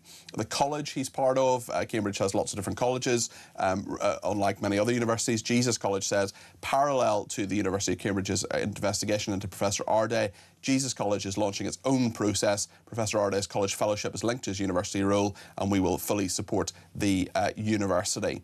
He's a sociology of education professor, coming under increasing scrutiny after allegations he plagiarised his PhD thesis and parts of his academic research. There are investigations by Liverpool John Moores University, which awarded the PhD, and Cambridge, they found no wrongdoing. What's your reaction to all of that, Sonia? Well, I think it was inevitable that he was going to potentially resign, simply because there's just been so much press coverage of this, and it's really not been helped by the fact that the University of Cambridge and other institutions around him have essentially just doubled down, became really defensive, didn't seem to be open to quite legitimate questions about plagiarism, for example, following investigations by journalists and by fellow academics. So I'm afraid I think the real questions, rather than for him as an individual, I mean, you know, there are people who, I'm not saying, you know, it's not been proven yet, but, you know, there are people who plagiarise, there are people who exaggerate on their CV, there are people who make things up. The real question, though, is for Cambridge University and other universities, how was this allowed to pass? That is a really serious question, and I think even though he's resigned, Cambridge University are going to have to still go ahead with some sort of investigation into this, because it really undermines confidence in Cambridge as an academic institution. It's meant to be one of the finest universities in the world, and yet we've got all the controversy around this case. Sonia, thank you. That's Sonia Soda there, Times columnist and broadcaster. Really interesting to hear from her this evening and from you. Betty says, watch now, he will sue for being pushed out, discrimination. The university will settle to avoid publicity. It happens every time. Rupert Lowe might be right on this. Another person says the idea that they can't make a difference between people convicted in similar cohorts is ridiculous. Look how Lucy Connolly was treated differently to Pascal Robinson Foster from Bob Villan. Total hypocrisy. Dawn in Chelmsford says the Cambridge professor won't be out of work for long. He'll probably get a job at Hogwarts. And Joe in Willoughby in East Yorkshire says, does this so-called professor lecture in Cambridge University? Yes, he does. If so, do students deserve some fee reimbursement if he's been there under false pretences and questionable qualifications? Really interesting point there from Joe. Lots more on this. We'll also talk about Kemi Badenoch and the neo-Nazi. Just before we go to the break, let's hear a voice note from Rob on that. This is the controversy over the neo-Nazi turned Tory council candidate. He's now withdrawn from that. Let's hear what Rob has to say. Regarding Kemi Badenoch, they can never, ever throw anything back at Reform or Nigel Farage now, like they did about, you know, when he was at school and he said a few hurty words, that they hounded him for it. That Kevin Holloway, when they brought out the shirt saying, oh, it's a Gestapo shirt. Where am you now, Kevin? I see you now, mate. Your own party is putting up anti-Semitic convicted criminals. In fairness, he is now withdrawn, but Rob, your point makes sense. On Professor Arday as well, we'll be talking about that again at 9 o'clock. Jonathan Harunoff will be in studio. Usually he joins us from New York, but he's in London. He is the former spokesman for Israel at the United Nations on anti-Semitism. Huge, huge issue, up a fifth, to say nothing of the controversy over Kemi Badenoch. We'll talk about all of that. Also, Peter Blexley on PC Harper and the Chris Cabba officer cleared. All of that to come very, very soon. Please give me a ring. Let me know your thoughts on all of this. 0344 499 1000. Time for callers this hour as well. Stay with us here on Talk.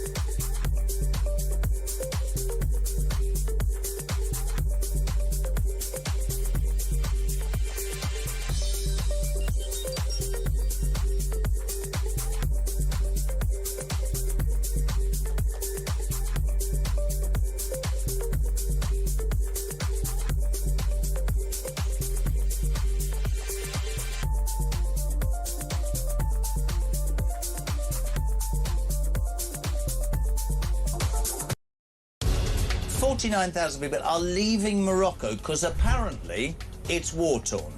But Jet2 this morning are offering 20% off a trip to Morocco for a week. Which country in Europe wipes everybody else's backside but its own people? Here. This is a huge football story, folks. UEFA has now said no European nation will participate in any FIFA competition so long as proposals to create a company to run the World Cup remain alive.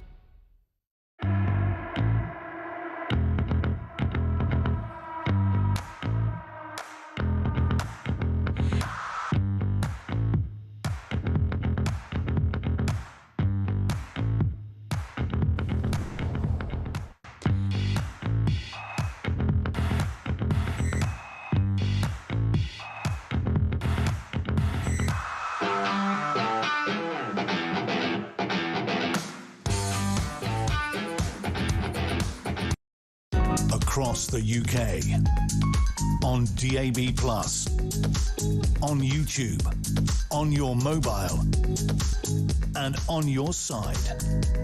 This is Talk. Within the last few minutes, the chairwoman of the Labour Party, Bridget Phillipson, has reacted to Kemi Badenoch's comments on a former neo-Nazi who was standing as a councillor for the Conservatives. He has since resigned from all of that. This is Joshua Bonehill-Payne stepping down as a council candidate. We will talk about him more in a second with Jane Prinsley, who's political correspondent of the Jewish Chronicle. Bridget Phillipson has said it beggars belief that Kemi Badenoch was happy for a former neo-Nazi to stand in the first place. That she has gifted him a plum job further adds to that shame. Inexplicably, the Tory leader has failed to understand people's rightful concerns and why this has caused distress to his victims. This isn't a matter of party politics, but of common human decency. It speaks volumes about Badenoch's judgment and even more about the state of the Conservative Party under her leadership. Well, let's hear from Kemi Badenoch. She spoke to the BBC this morning about this controversy. This is what the Conservative leader said. This is a man who was talking about how in his late teens and early 20s he was radicalised. He became a racist and an anti-Semite, and he is training, you know, certified by the Home Office, training people on how to deal. To which Lady Burgess says, well, fine, let him do that, but don't have him in public life. Well, don't have him in a position where she and others might have to deal with him, talk to him, do deals with him if he's a politician. That there is a difference there between welcoming someone into public life and just saying, well, they might be a useful member of society. Well, I think what Luciana is talking about is not rehabilitation but forgiveness. I can understand that she does not want to forgive this man. I might not if I had been his victim. But I'm not giving him a national platform. He is standing to be a councillor in Somerset. You are giving him a platform there. It is a local platform looking at parking, sorting out bins. That's what councillors do. It's not a national platform. And I do think... Would you draw the line as a national platform? We have much higher thresholds for... you must have heard about this, Justin. I have much higher thresholds for what it takes to be a Conservative MP. Kemi Badenoch speaking to the BBC this morning. Let's speak to Jane Prinsley, who's political correspondent of the Jewish Chronicle. Jane, thank you for joining us this evening. How are you? Hi, Peter. I'm good, thank you. How are you? Very well, thank you. What do you make of this? I think Bridget Phillipson is right to say it's beggars belief that this guy was selected as a candidate. I mean, listening again to those comments that Kemi Badenoch made this morning, suggesting that there are different standards for candidates across national and local parties, that doesn't make a whole lot of sense to me. Are the standards different for someone who's dealing with bin collections? I'm not so sure. It's also about patronising the councillors as well, many of whom give up, huge amounts of time voluntarily and say, oh, it's only bins and parking. You can be a neo-Nazi if you want. It's all right to hate Jews if you do that. Exactly. I mean, you're still representing the party, you're still representing the National Party, even if that is at a local level. And at the end of the day, all politics is local in some ways. I couldn't believe her comments this morning, and I couldn't quite believe that they were holding on to this candidate for so long. Look, he might be a redeemed man, and it sounds like the work he does to fight extremism is valuable and really important. But, it's one thing doing that work, and it's another thing giving someone a platform as a candidate. It's also very interesting when Kemi Badenoch stands up against Andy Burnham and talks about Louise Haig, who is the First Secretary of State. She has a fraud conviction. She didn't go to prison for it, but she has a fraud conviction. This is something that many people have brought up over many different occasions. Also, the controversy around Diane Abbott being brought back into the Labour Party after just over 2 years ago she wrote a letter to the Observer which was highly anti-Semitic. You just don't have the moral authority here. You don't have, when you've done something like this. And I do wonder as well, as do many of our viewers and listeners, if Nigel Farage had this person as a candidate for Reform UK, the Tories would have been absolutely up in arms. Exactly, and I think that's exactly right. And likewise, if the Green Party had a candidate like this, I think you could say the same thing. It's one thing having some of these questionable figures as candidates, but Joshua Bonehill-Payne, he was in jail for several years. I write about anti-Semitism all the time, Peter, but to go to jail for anti-Semitism, that is pretty rare. Yes, So there's a very high threshold, isn't there? Exactly, there's a very high threshold, but not only that, he has a historic conviction of assaulting a police officer and burglary, as well as malicious communications. He was the founder of a far-right group called the National British Resistance. He has a very sketchy past, and it's amazing that he's come through that and he's on the other side and he's educating people. But to stick with this candidate after all this hurt that he caused, I don't think this man had actually reached out to Baroness Berger, one of the victims of his hate. I don't think he'd reached out to personally apologise to her. He said he didn't want to do that. He didn't want to cause further harm. But to consider standing that candidate before he's actually reached out to those individuals he's hurt is a very strange move. And one thing I'll say for Kemi Badenoch is she does seem to really get anti-Semitism. She has got anti-Semitism over the last few years. I've interviewed her about this, which is why the last 24 hours have been so bizarre. Well, I've been astonished by that as well. The clip that I think she has stood up to people who hate Jews, particularly, there was that iconic clip. I think she was out campaigning in Clacton, perhaps, when it came to that, or maybe it was Makerfield. I can't remember, where she was talking to that person who just kept barracking her, and she said, "Look, I've said what I've said. We clearly disagree on all of this." I thought she understood this. I thought she got it in a way that many in the Labour Party and other parties as well often don't get it. So, honestly, I'm politically homeless, but I was a member of the Conservative Party previously. I'm just really disappointed and baffled as to why you would do this, why you would go on national radio and defend it. It just seems totally tone deaf to me. Yeah, and I think the defence was so senseless as well, like the comment about the bins and it being a local candidate, it just makes no sense to people. And I think so she has probably squandered quite a lot of goodwill in the last 24 hours, quite a lot of political capital. For what? He's no longer the candidate, now he's going to be an advisor. It's really strange. Why stick by this guy for 24 hours? Yeah. Why let these headlines happen? When he's got this record, he's got these convictions. When you've got Baroness Berger, she's got an amazing Substack on this, which I would recommend people read, where she talks about looking at this guy in court, giving evidence, and he does a Heil Hitler salute up to the gallery, and he's smirking, according to her recollections. And this wasn't that long ago, right? It was in 2016, and then he spent time in jail. And brilliant. Like I said before, it's good that he has redeemed himself and that he is now countering extremism. Memories are still pretty fresh, and to think that this is the right guy to splash all over campaigns, to put the National Party name on is really strange. Yeah. And I go back to, maybe it's this social media account that he runs that is very successful. Maybe that was a reason for the party to stand by him. And also, we're in a position, just final question on Mr. Bonehill Payne, Freudian slip there. Grant Shapps, who has been, I'm not saying he's, Jesus, but he's been Home Secretary, he's been Defence Secretary, he wants to be an MP again, and Kemi Badenoch says, no, sorry, you can't, you're of the past, we don't want you back. Yet Jason Bonehill Payne is fine. Well, exactly. To make such a song and dance about the high standard of candidacy and then to select this guy. Look, he's got a compelling story if he has fully redeemed himself. And it's very, it's interesting. I'm interested to know more about the sessions that he runs and his ideas about combating extremism. But to seek public office, there's a difference there. And it all comes on a day as well, as you will know far better than I will, that there's statistics to show that anti-Semitic attacks are up by a fifth. Yeah, anti-Semitic attacks up by a fifth. The Community Security Trust released their 6 monthly report for the last for the first half of this year. This morning, it represents a 21% increase on the number of similar incidents reported in the first half of last year, and a series of really violent assaults. I think the number of assaults against Jewish people are at record highs. They've never recorded such a number. So a really alarming report there. Would recommend people to take a look at some of those figures. It charts, state-backed anti-Semitism sponsored by the Islamic Revolutionary Guards Corps. So really alarming, and also it charts a huge increase in anti-Semitic content on social media, and of course that's what Joshua Bonehill-Payne was posting.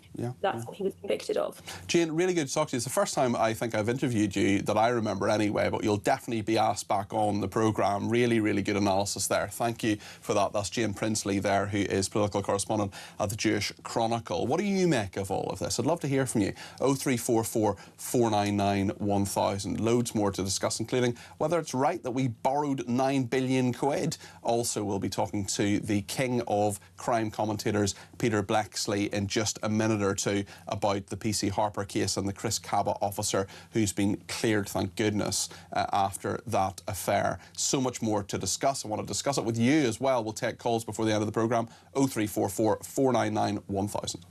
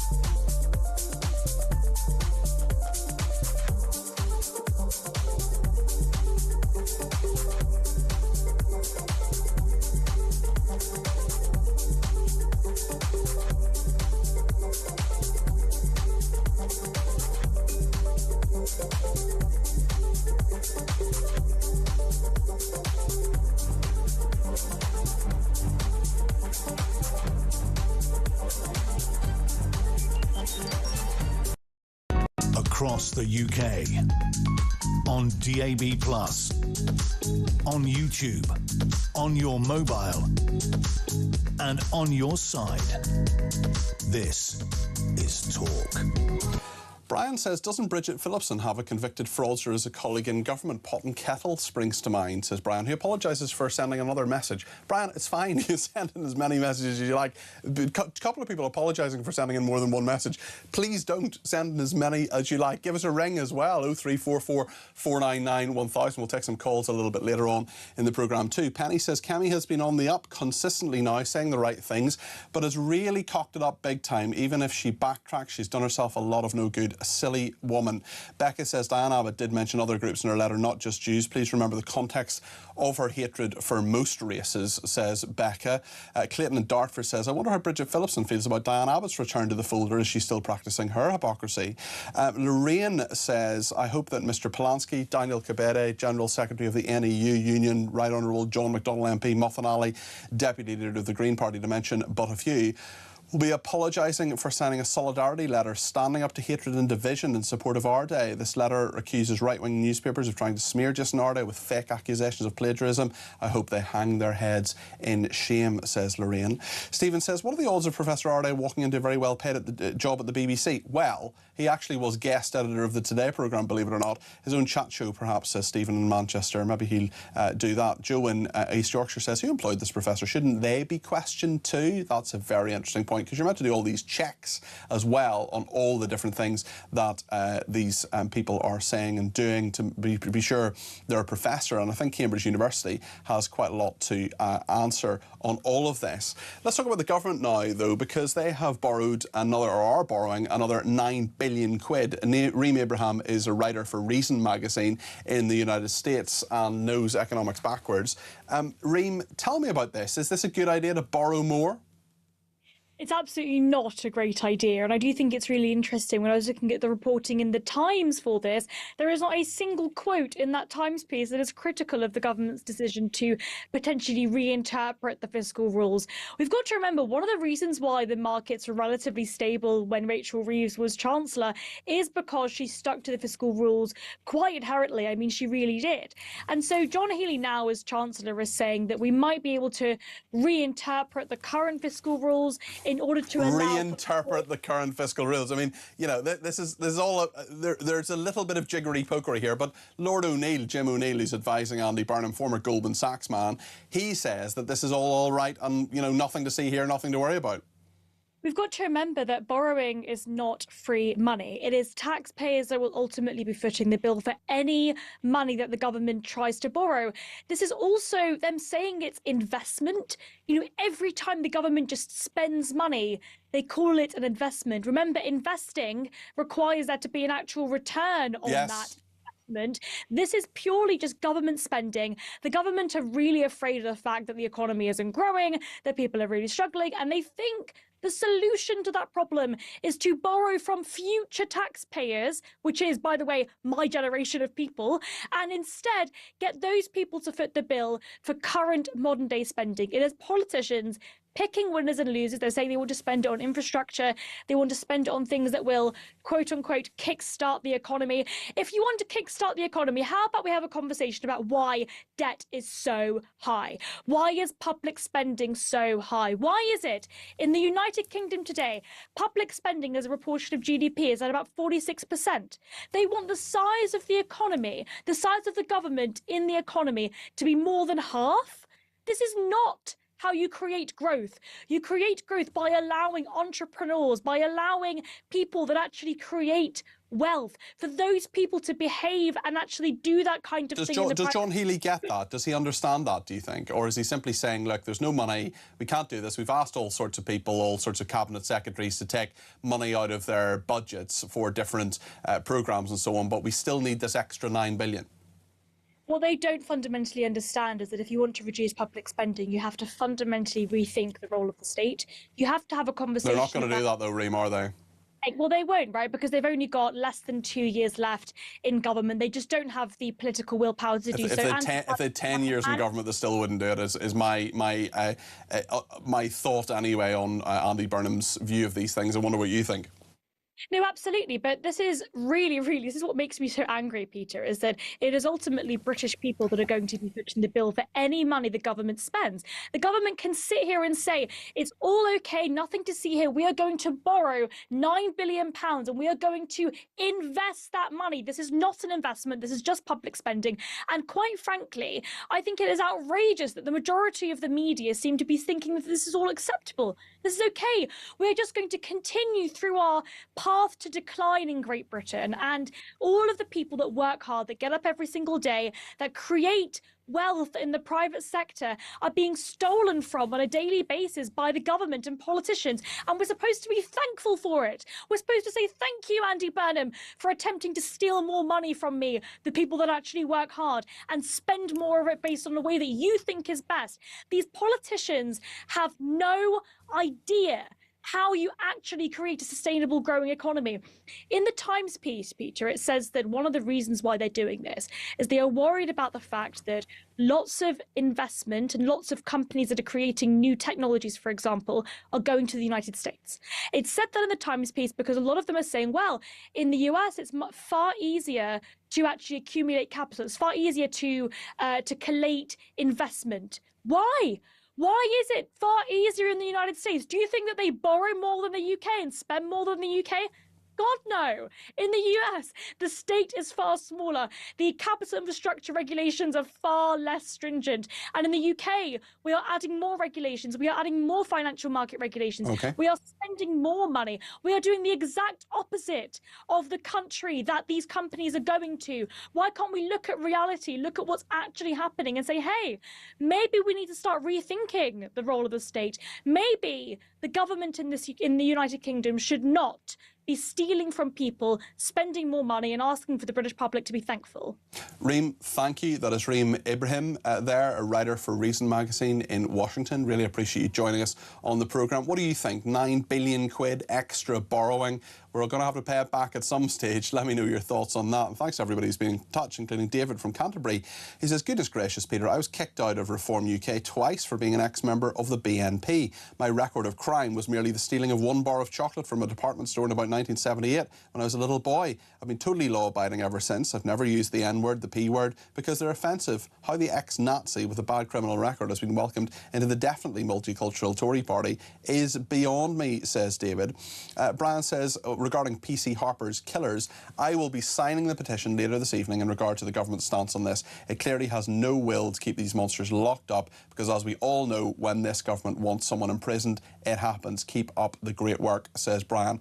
Ashton says, I'm a big fan of Kemi, but I think she got it wrong with the neo-Nazi who racially harassed one of her colleagues. Doesn't it seem hypocritical to keep calling Louise Haigh a convicted fraudster when allowing someone convicted of far worse in her party? Exactly the point I've been making, Ashton, and it's a really good one. Leslie and Hartley says, Lissy Harper and PC Harper's mum have suffered more than any of us can begin to imagine. I'm so upset for them to think these 2 men may be released early, and I've just signed the petition. Let's see some justice. We'll talk to Peter Blexley about this, our crime commentator, in just a second. Let me know what you think too. 0344 499 1000. Stay with us.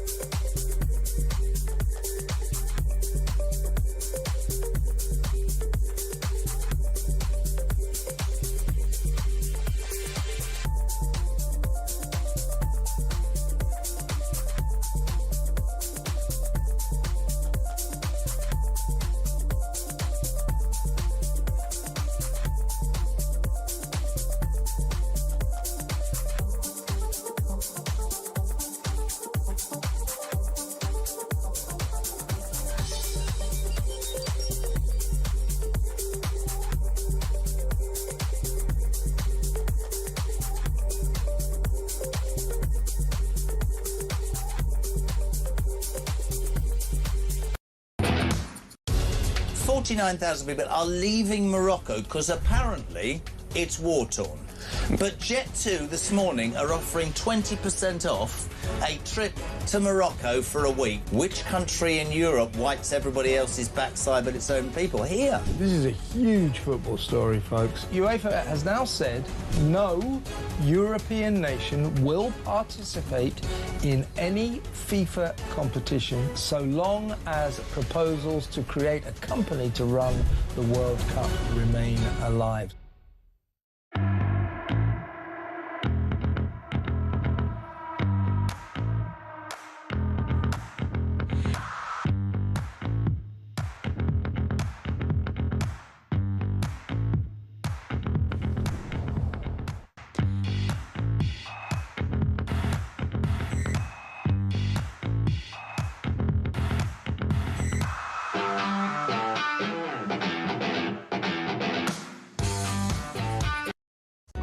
across the UK.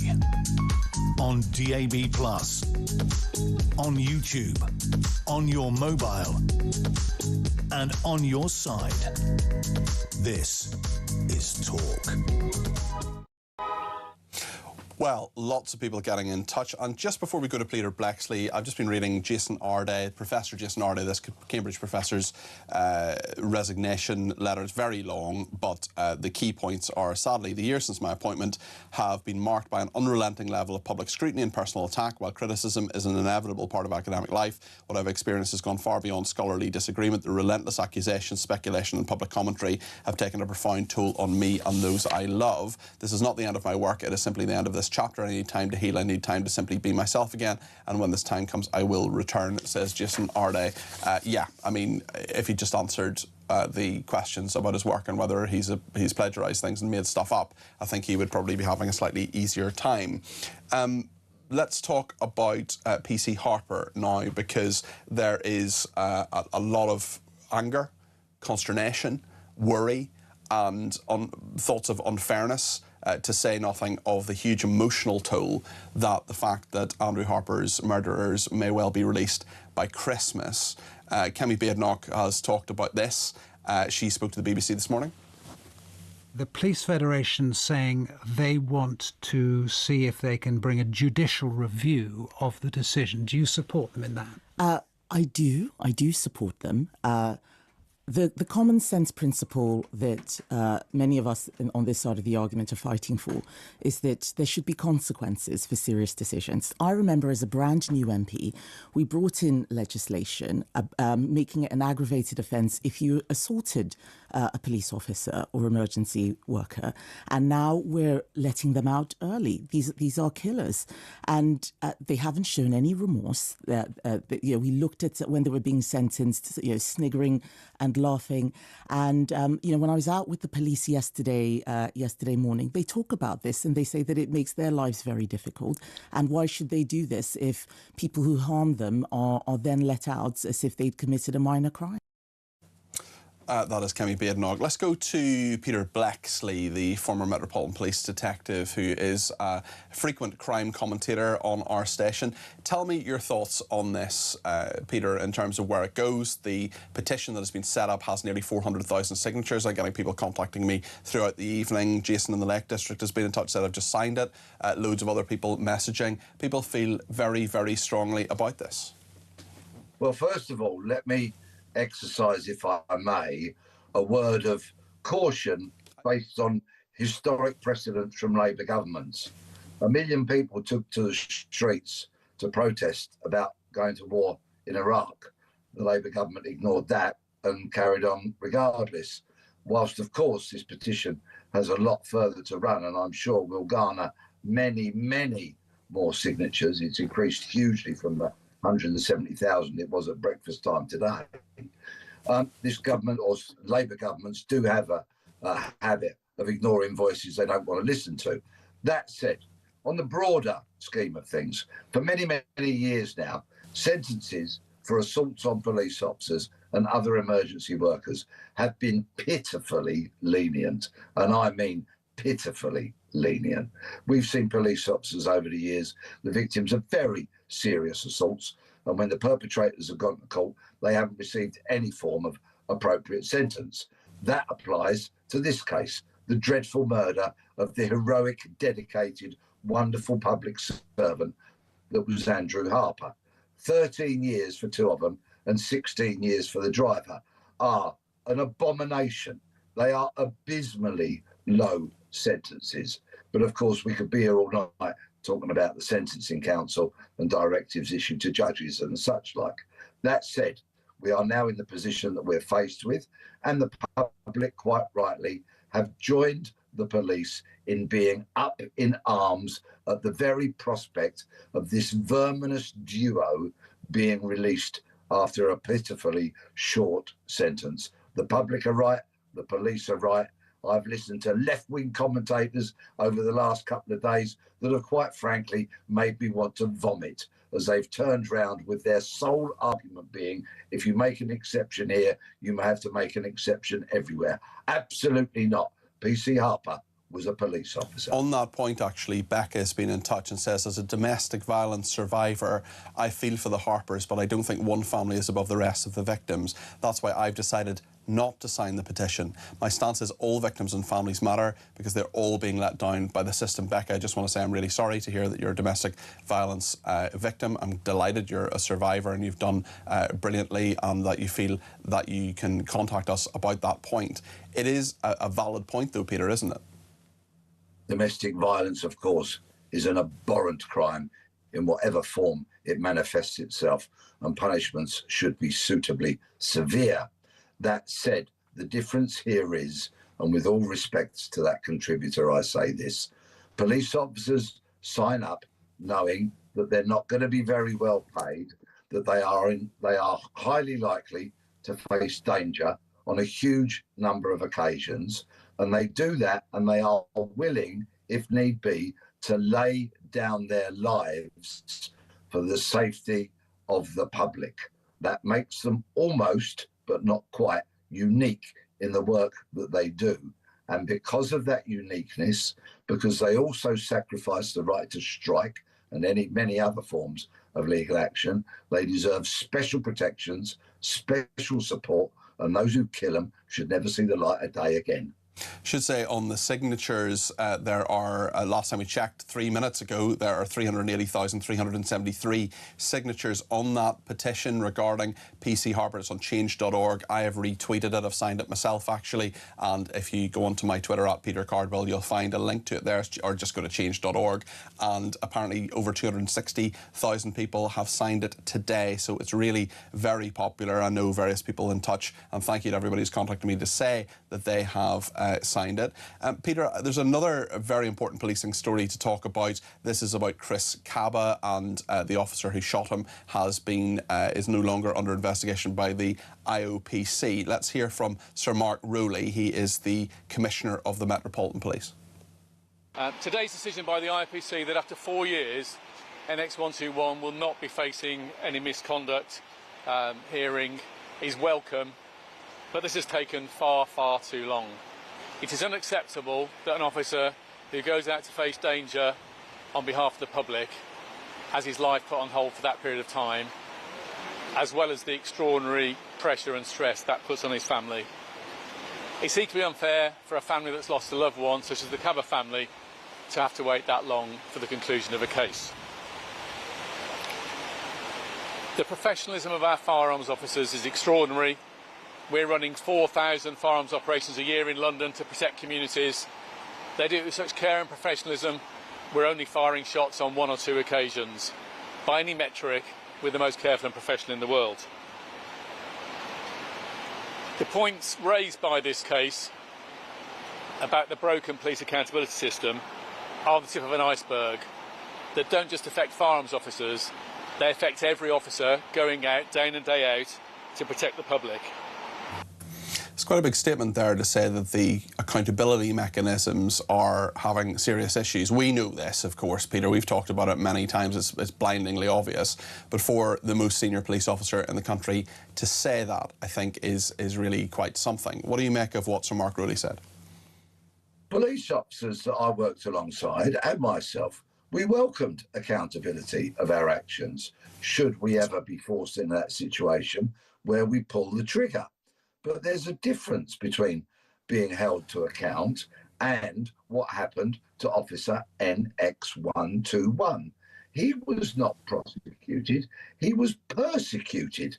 There was never sufficient evidence to put him in front of the Old Bailey, and a jury amplified that, showed that quite clearly, because by the time their bottoms had hit the seats in the jury room, they were standing up again to tell the judge that they'd roundly and unanimously acquitted him. It was a persecution, not a prosecution. And in all likelihood, if NX121 had not pulled the trigger that night and killed that piece of garbage that was Chris Cabba, we would probably be talking about the death of NX121.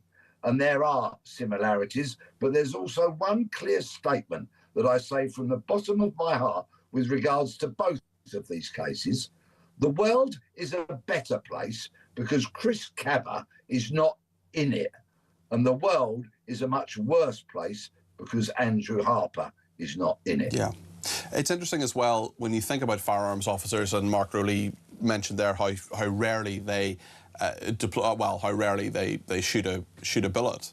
The fact is, if you do that, you're going to be off work for at least a year, if not longer. There's got to be a better way, whether it's the most straightforward thing, which I would argue Chris Cabba, to me anyway, as a layman, seems incredibly straightforward given the sentences as to why live fire was used. It destroys a career, it destroys a life of people who have, as you say, made all those sacrifices to not just be a police officer, but gone through all the extra training and danger of being a firearms officer. Yes, and you have to be extremely fit, very, very well trained and dedicated. And you make sacrifices that other people in their working lives may not. For example, you don't have a drink the night before you go to work. And that's just one tiny example of the sacrifices made. Highly trained, highly professional. They get it right day after day after day on numerous occasions, each and every day. And NX121 got it absolutely right. Cabba was behind the wheel of a very heavy, highly powered, dangerous car. Cabba had absolutely no compulsion about shooting people, about beating up his pregnant girlfriend, and much, much more. He was an absolute pile of garbage. And in all likelihood, if the officer hadn't pulled the trigger, that car would have run him over, probably killing him. So people need to apply some perspective here. 4 years of persecution is absolutely outrageous. A trial at the Old Bailey for murder that should never have happened, and then the IOPC dragging its heels. One firm conclusion out of all of this is that the CPS are not fit for purpose, and nor are the IOPC. And the sooner there is some drastic reform of both of those organisations, the better. Peter, as always, thank you. That's Peter Blexley there, former Metropolitan Police detective, on those two big issues, one in regarding to the officer cleared of the Chris Cabba affair, and also PC Andrew Harper and the petition that is there. There are many more signatures on it, even since we have been discussing this. We're going to talk about anti-Semitism, we're going to talk about Kemi Badenoch and what she did. Loads of people really quite disappointed in her. I wonder what you think. 0344 499 1000 is the number to call. Get your call on the air. We'll definitely have some calls in the next hour, so stay with us here on Talk.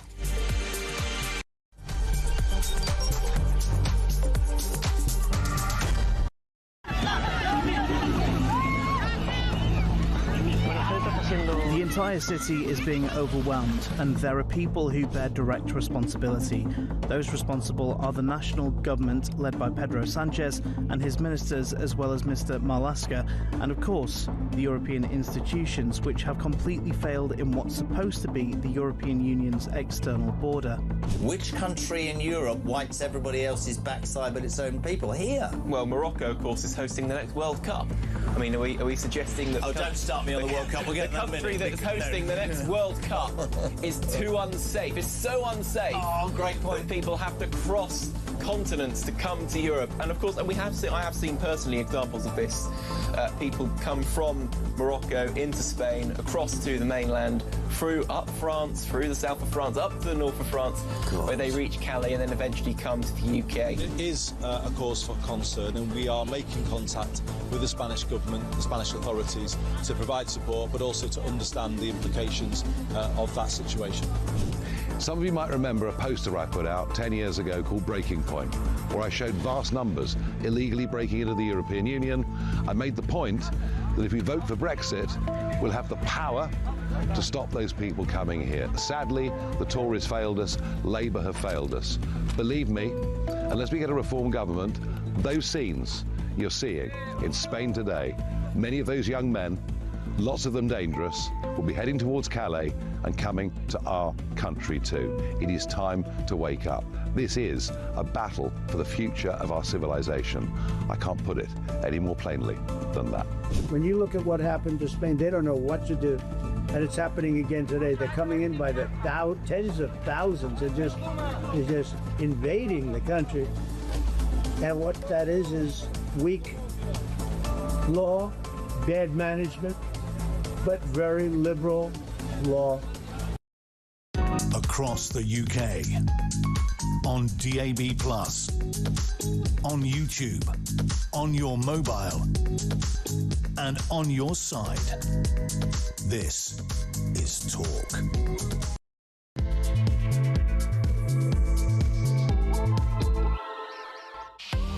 A very good evening to you. If you're just joining us, it's just gone at 9 o'clock, and this is the Evening Exchange with me, Peter Cardwell. Really appreciate your company, and please do give me a shout on the phones if you want to have a chat about whatever we're talking about. 0344 499 1000. We're talking to Jonathan Harunoff in a minute, the former international spokesman for Israel to the United Nations. Loads to talk about in regard to what Israel has been doing. Also, the anti-Semitism in the UK. Jonathan's from here.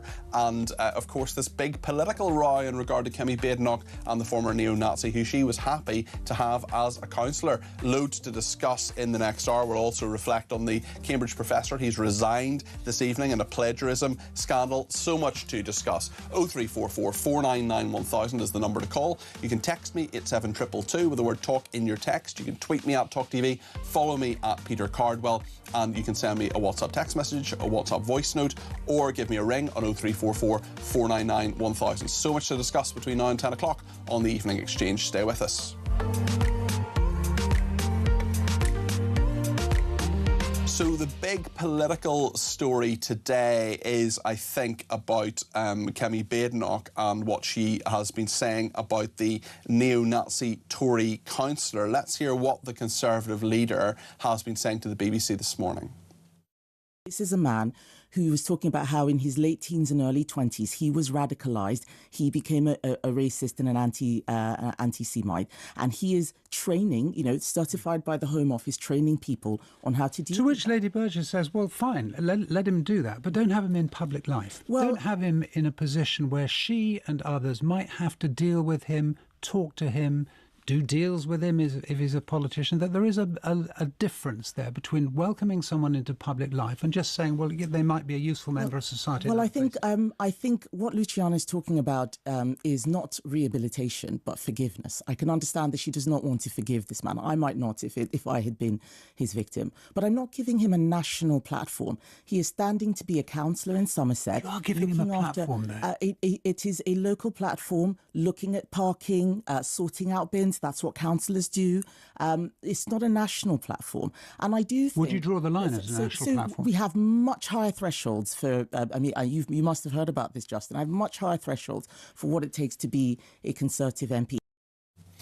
You've been in contact about this story, I think, more than any other this evening. We'll take some calls a bit later in the hour on this, but let's hear a voice note first from Elisa in Chelmsford. I first noticed Kemi Badenoch a few years ago when I saw her speaking in Parliament, and I found her to be really impressive. When she became leader of the Conservatives, I wasn't that impressed, but lately she's kind of won me over to some degree. But watching this clip, every single time you play it, I feel just a little bit more disgusted. How on earth can someone who has been rising in the polls, who's been speaking up for Jews, suddenly think it's okay to have a neo-Nazi working for the Conservatives? It's really quite extraordinary.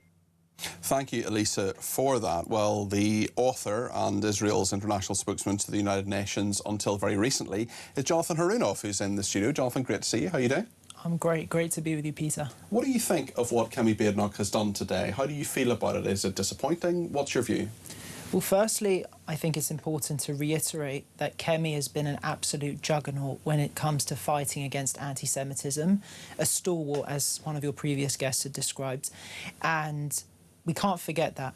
I think this was a mistake, and I agree that there are opportunities for people to rehabilitate when they say they've turned a corner. In many cases, some of the greatest advocates when it comes to the Jewish people or Israel are people who once held abhorrent views about Israel or Jews. But I don't think the first step to rehabilitation should be in the public eye. I think the best thing should have been for this person, who in fact is a convicted anti-Semite, who said horrific things about Luciana Berger, who I had the privilege of speaking alongside a couple of months ago. She, just to say to people who may not know who Luciana Berger is, she's a former Labour MP. She's now a member of the House of Lords, and she was just absolutely horrendously treated by many people, including Mr Bonehill Payne, absolutely hounded when pregnant, simply for being Jewish and supporting Israel. And he didn't seem to show any remorse before or after, and it was really abhorrent. So I don't think the first course of corrective action should have been for him to have this local public profile, however you want to describe it. I think him taking on a kind of unpaid advisory role to fight extremism and anti-Semitism makes more sense. Is that the rehabilitation that you're happy with? Is that a kind of move in the right direction for him? I believe in second chances, but I also believe that you have to... I'll take what you do as opposed to what you say. And if you're just saying I've turned a corner, yet I haven't seen any evidence, then I'm sceptical. So should he ever be allowed to stand as a councillor, do you think? I think that should be a conversation that should be had further down the line. But I think as a first step, he should actually demonstrate that he's turned a corner, that he's going to fight all the things that he once endorsed. But I do think this was a mistake on the part of the Conservative leadership. But at the same time, I don't want us to fall into this trap of some of the people who haven't been so supportive of the Jewish people calling out, using this as kind of political chip to fight against the Conservative Party. So that's what I'm thinking about at this point. What should Kemi Badenoch do now on this? Should she apologise? What should she do? I think clarify perhaps what was going on behind the scenes. I'm sure there was a lot that we weren't aware of, and perhaps I'm sure the leadership played some kind of role in Mr Bonehill Payne withdrawing. So I believed in second chances for him, and I also definitely believe in second chances for her as well, because she's been an absolute stalwart and juggernaut, and we shouldn't forget that. Today is a big day as well because the Community Security Trust, which provides security to so many Jewish buildings, synagogues and schools and lots of other places as well, it has said that anti-Semitic attacks are up by a fifth. What is your reaction to that? It's terrifying and sad, but it's not surprising. I saw another equally disturbing report that in the days after the Golders Green double stabbing in April, there were dozens and dozens of anti-Semitic attacks that were very much a result of that anti-Semitic surge. So it's very terrifying, and I really applaud the tremendous work that CST do. I've seen it firsthand, and we're in an unfortunate situation where we have these organisations that their sole purpose is to protect Jewish people, and they're making the schools and the synagogues fortresses. That's one solution, but the other solution, as we've discussed previously, is that those who are responsible for these abhorrent anti-Semitic attacks should also be held accountable, prosecuted to the highest degree, and shouldn't be let out on technicalities. Jonathan, you're from here, of course, but you were Israel's international spokesman to the United Nations until very recently. Ed Miliband is in Washington at the moment. He's been alongside Marco Rubio, the Secretary of State. Let's just hear what Miliband has been saying, particularly in regard to the Iran war. Mr Miliband, do you still think the President is an idiot, a racist and a misogynist? Sir, do you still hold a dim view of the President, and does it hamper your business? We're looking forward to our meeting. What do you want to say? Are you going to be talking about Ukraine or any sign of progress on Mr Rubio, are you looking for... What kind of question are we going to be talking about Ukraine? Are you looking for President an intergalactic affairs? That was a sort of grip and grin, and Ed Miliband was asked about his whether he still thinks that Donald Trump is a racist and misogynist. We know as well that they will have discussed what is going on internationally, what is going on with the Iran war. Marco Rubio, the Secretary of State there, and potential actual candidate in the election for president, although that's over 2 years away, although that's speculation, always around. What do you make of kind of where things are between the country you used to speak on behalf of, Israel, and indeed the Americans? Well, I think both countries should and do recognise the threat that the Islamic Republic poses, because we've seen the threat on our own shores. We've seen it in the UK with a whole series of attacks on Jewish people and on Iranians in the diaspora with clear links back to the Islamic Republic. We've seen Iranian journalists. We've seen extraordinary journalists at news outlets like Iran International be targeted. And the same goes for the United States. We've seen their military bases be attacked. We've seen journalists and dissidents and activists inside America, in Brooklyn, places like that, be targeted. So I think there should be, and I hope there's an understanding of the international threat that the Islamic Republic poses. And I suspect that the United States try to impress upon the UK leadership just how serious this threat is, and perhaps talking about different scenarios that may take place in the Gulf and in the Strait, and seeing what role the UK could play there as well. There's been quite a big development on the Strait of Hormuz in the last 24 hours as well. What's your reaction to that? The Strait of Hormuz is going to continue to be this kind of flashpoint battleground place, because the Islamic Republic has recognised that that place is one of the few powerful, potent bargaining chips it has left. It's waging this war of attrition on its adversaries, the United States and Israel, and it's holding these international waterways and much of the economy hostage, and it's being felt everywhere in the world, and it understands that. And even though the Islamic Republic is suffering as well, it can outsuffer many of its adversaries who are bound by democratic terms and public opinion, polls, midterms, elections. The Islamic Republic isn't bound by any of that. And when you hear a whiff of opposition by the people of Iran, what do you see? You see slaughters, you see executions, you see disappearances. So I think that's why the Strait of Hormuz continues to be this, dominate our screens and headlines. Absolutely. I wonder if you could give us your view as well on what has happened in Ireland recently. They have this absurd situation. We spoke to Jonathan Sacerdoti about this last night, about the fog technology to get through fog to Ballydonnell Airport to land there or in other parts of the world for this government jet. €53 million. It would usually have the Taoiseach, the Irish Prime Minister, or the foreign minister they have, or indeed the President of Ireland. And instead, this jet may not be able to land in fog. What do you make of it? Because the Israeli technology is not what the Irish want to use. It's not the first time Ireland have been dominating our headlines for the wrong reasons. And you see perhaps the most extraordinary example of a nation and leadership being blinded by rage and hatred, quite literally. They're unwilling to incorporate this vital technology in this plane of theirs, and that could really pose a serious threat to their leadership, just because it has some kind of Israeli technology. Well, if you had to pass out every single piece of Israeli technology and every single piece of ingenuity that Israel has contributed to the world, I think Ireland and its leadership will find that they can't do very much. Yeah, well, indeed. And Jonathan last night saying that about 1 in 8 drugs that are used, legitimate medicines that are used, are generic and are Israeli in origin. Also, the fact that every mobile phone has Israeli technology in it as well. I mean, you spent a lot of time in the United States. You live in New York. There's a huge Irish population there. What about the Irish Americans? Are they anti-Israeli in your opinion, in your experience? I don't want to paint a broad brush of the whole population of people. I'm sure there are people there who are influenced by the things that their governments say, and they're not as informed in terms of what's happening in the Middle East, and that's always cause for concern.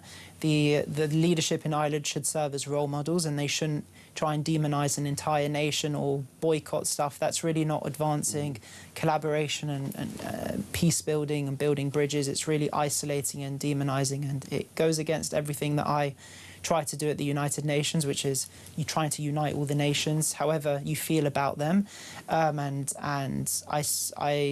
that's how I feel about the Irish Americans. OK.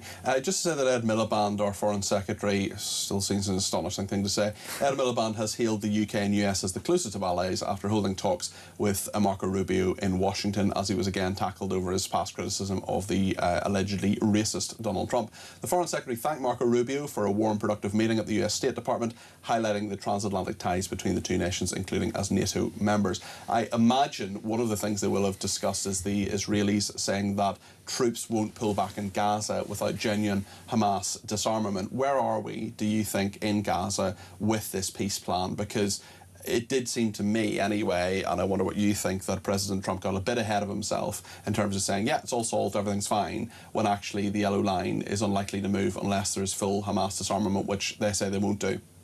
Well, I think that was clear from the start. I think President Trump's announcement that Hamas has agreed to disarm was quite groundbreaking and very encouraging.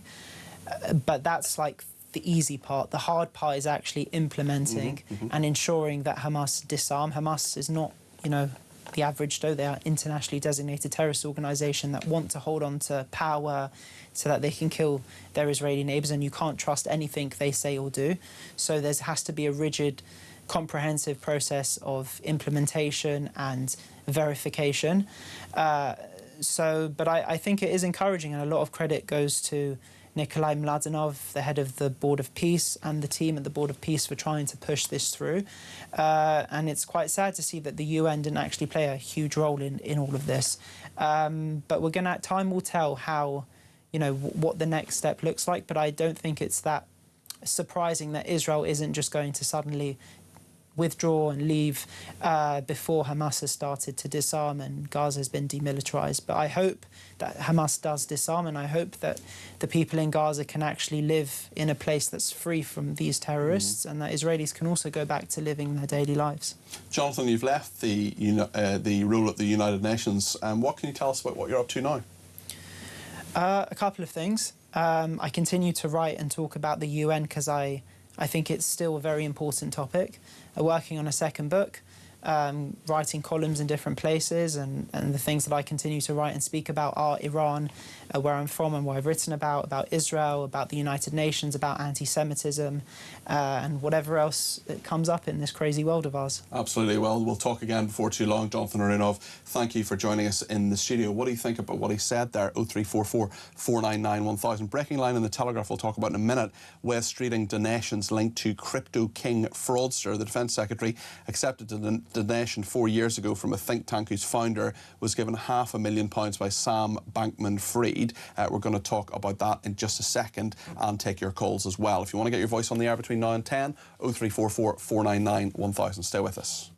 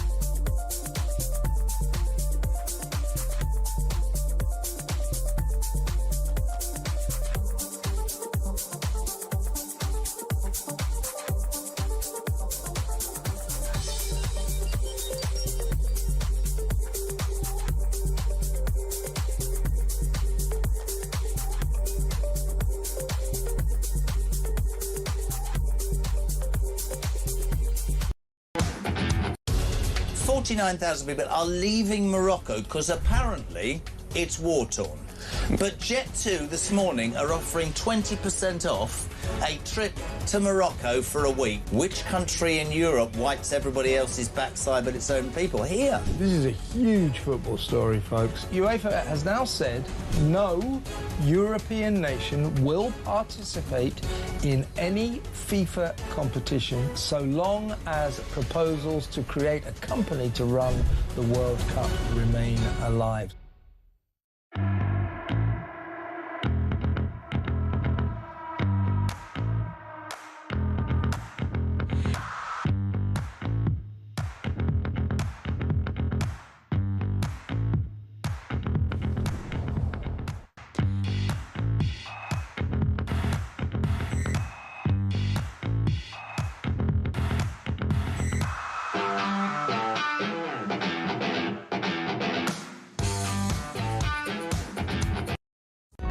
across the UK.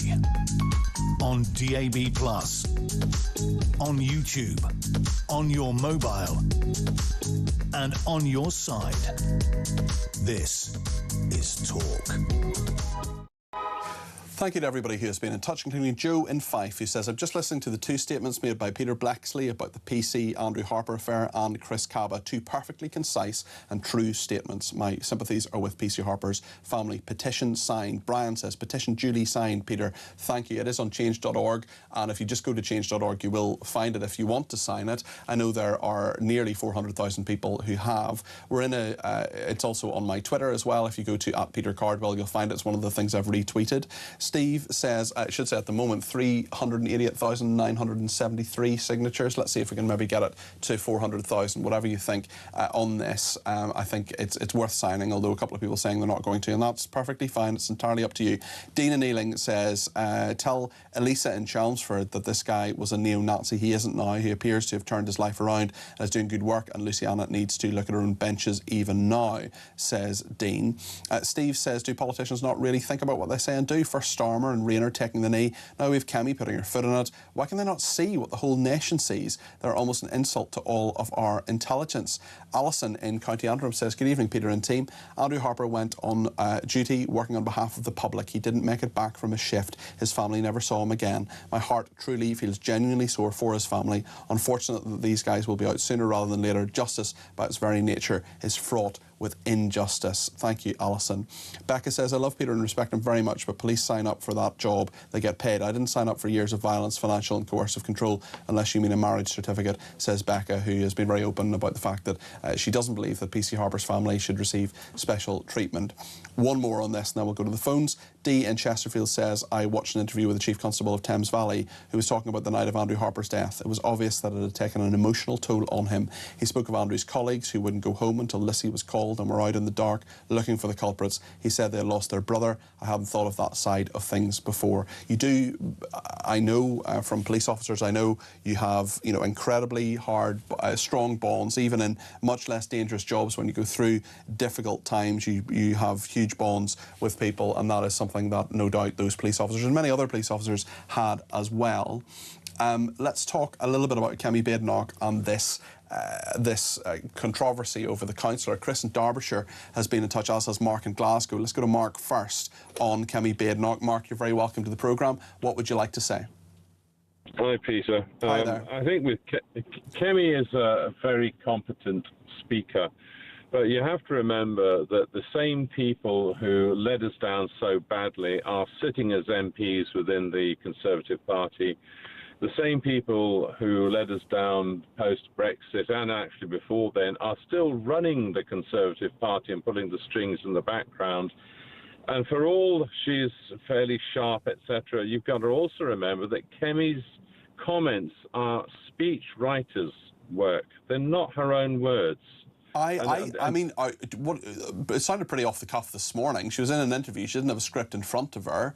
Clearly, she will have been briefed for that interview. That's what I used to do. I used to tell people, essentially, this is the line and this is what you say. But it didn't sound to me as if she'd really thought it through. Do you think she had? And, you know, she hires the speechwriter. She hires the advisors. Well, the party hires the speech writers and the advisors. No, she does. She, as leader of the party, can decide exactly who advises her. That's fine.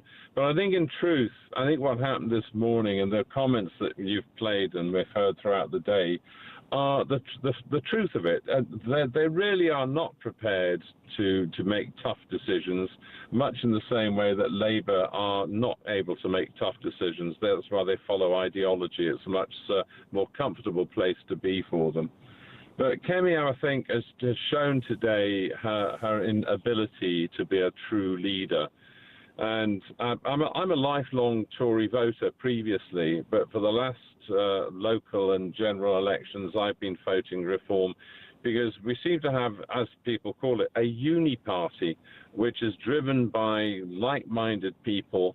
And short of bringing in Reform, we're going to see Britain wrecked, finished, our laws gone, our freedoms gone, etc. Does it have any effect on your vote or how you think about Reform UK, given they have quite a number of Conservative defectors, people like Andrew Rossendale, Robert Jenrick and others? To a small degree, Jenrick, I think he's a career politician and will jump wherever. But in truth, his experience will be useful as and when, rather than if, Reform get into power. At the moment, you can see how scared all the political parties are. They are absolutely on Farage's case. They are endlessly, and they've brought something out about one of his other colleagues the last day or two. They're desperately trying to rubbish them. There's absolutely no doubt they're spooked, Mark. There's no doubt about that. And thank you for your comments. Just speaking of people who are having trouble with scrutiny, Wes Streeting, his donations have been linked to a crypto king fraudster. This is the Telegraph reporting this tonight. He accepted a donation in 2022 from a think tank whose founder was given £500,000 by a man called Sam Bankman-Fried. Mr. Streeting, now Defence Secretary, accepted £37,500 in donation from Labour for the long term, LLT, that's the name of the think tank, Labour for the long term, over 2022 and 2023, despite significant concerns over some senior figures in the party over the source of funds. Just 1 month after LLT, Labour for the long term, this think tank made its first donation, its founder David Lawrence had accepted a £500,000 gift from Sam Bankman-Fried, the disgraced American cryptocurrency billionaire who was subsequently sentenced to 25 years in jail for fraud after stealing billions of dollars from his customers. Senior Labour sources claimed to the Telegraph that other shadow ministers had been advised not to accept donations from this think tank, from LLT. Mr. Lawrence, who disputes this, later stood down as a parliamentary candidate after discussions about his connections to Bankman-Fried, known as the Crypto King. And more on that, I'm sure, tomorrow. Let's talk to Chris in Derbyshire about Kemi Badenoch. Chris, you're very welcome to the programme. What would you like to say? I'd like to say that a quick Google search on this man, Joshua Bonehill Payne, would have shown that not only was he found guilty of harassing a Jewish MP, but also this man organised anti-Semitic marches aimed at Jewish communities and wanted to burn Jewish holy books as well. And this is all a matter of public record. This can all be very quickly brought upon Google. So what on earth were the Tories playing at? He says he's changed, Chris. Do you believe him? I mean, I believe in redemption, but should somebody such as him be in public office? No, I don't think so. And the reason is, it's not just dealing with the bins, it's also dealing with very vulnerable people. I mean, for example, let's say that he was dealing with a very vulnerable person who faced racist abuse and had to move out of their area. Yes. You know. Yes. Would he be the right person to do that? And it's really interesting, actually, Chris, because Ernie's been in touch and he says, Peter, there are thousands of jobs that you cannot do if you've got a criminal record, especially if it shows up on a disclosure and barring service check, what used to be called a Criminal Records Bureau check, especially if you've been to prison. One of them is a bin man working for the local council, says Ernie. And Chris, you have rung us before, and I know you've been very open about the fact that you've received anti-Semitic abuse on a day where the Community Security Trust says that its statistics show that anti-Semitic incidents are up by a fifth. Do you trust Kemi Badenoch? Do you think she's got the right leadership qualities to lead her party and potentially to lead the country? Look, I think at the end of the day, we all make mistakes, but this is a serious lapse in judgment and questions do need to be asked. Thank you very much, Chris. I really appreciate your call. That is Chris in Derbyshire there. Let's hear another voice note on the police from Elisa. I think the way Officer NX121 was treated was absolutely horrendous. And I'm a parent. If I was his parent, I would have also felt persecuted for 4 years. I wouldn't have stopped worrying for a second. We have to remember that when such actions are taken against police officers, it's not just the officer that suffers, but it's the whole family. With regards to Andrew Harper, my heart just breaks. I can feel my voice breaking at the thought of what his family have been through and what he went through. Those killers, even though it was manslaughter, they absolutely cannot be allowed to be released. Thank you, Elisa. Marge has been in touch and says, I have a great solution to the Harper issue. We should pull the security from Andy Burnham. He has doubled the requirement for security, having a second residence in Manchester, this pompous man. In fairness, I mean, it is his constituency. Barbara in London, Makerfield. Barbara in London says, when Labour destroyed the economy in the 60s and 70s, then had to go to the International Monetary Fund, it was my generation that had to pay for it, younger than Reem. She doesn't know how it's worked through the years. Who paid the bill after World War II? The taxpayers, mainly young. When she is old, the young will be paying for her. Angela says, on prison releases, how are they assessed in order to qualify for early release? I would have thought the older prisons would be most appropriate, as slow running and more likely to make mistakes before being caught. So why aren't we seeing older prisoners released rather than younger, more physically capable with a higher possibility of reoffending? Well, Angela, it's often simply your conviction. It is often simply what you've been convicted of. They cut it in half, sometimes to a third, and then let you out as long as you aren't one of these people like a murderer or a rapist, for example, and it's nothing to do with how old you are or your physical fitness or anything like that. Alex in Cardiff says, I said last week that terrible things happen in care homes all over the UK, but the Welsh care workers screaming after drinking at residents in these homes. Journalists should do a sting operation on many care homes to get this cancer out of the industry. At the moment, it happens all too often. There have been some very, very good investigative journalism, including by Panorama from the BBC on this, Alex, and other outlets as well. Let's hope that continues, but it shouldn't be needed. It's very sad that that happens. Leslie says, I honestly think psychometric testing needs to be done for people applying for employment in care and nursing, etc. And Betty says, were these carers here on a visa? Did they bring a family? All should be sent back. If yes, prosecuted in the UK.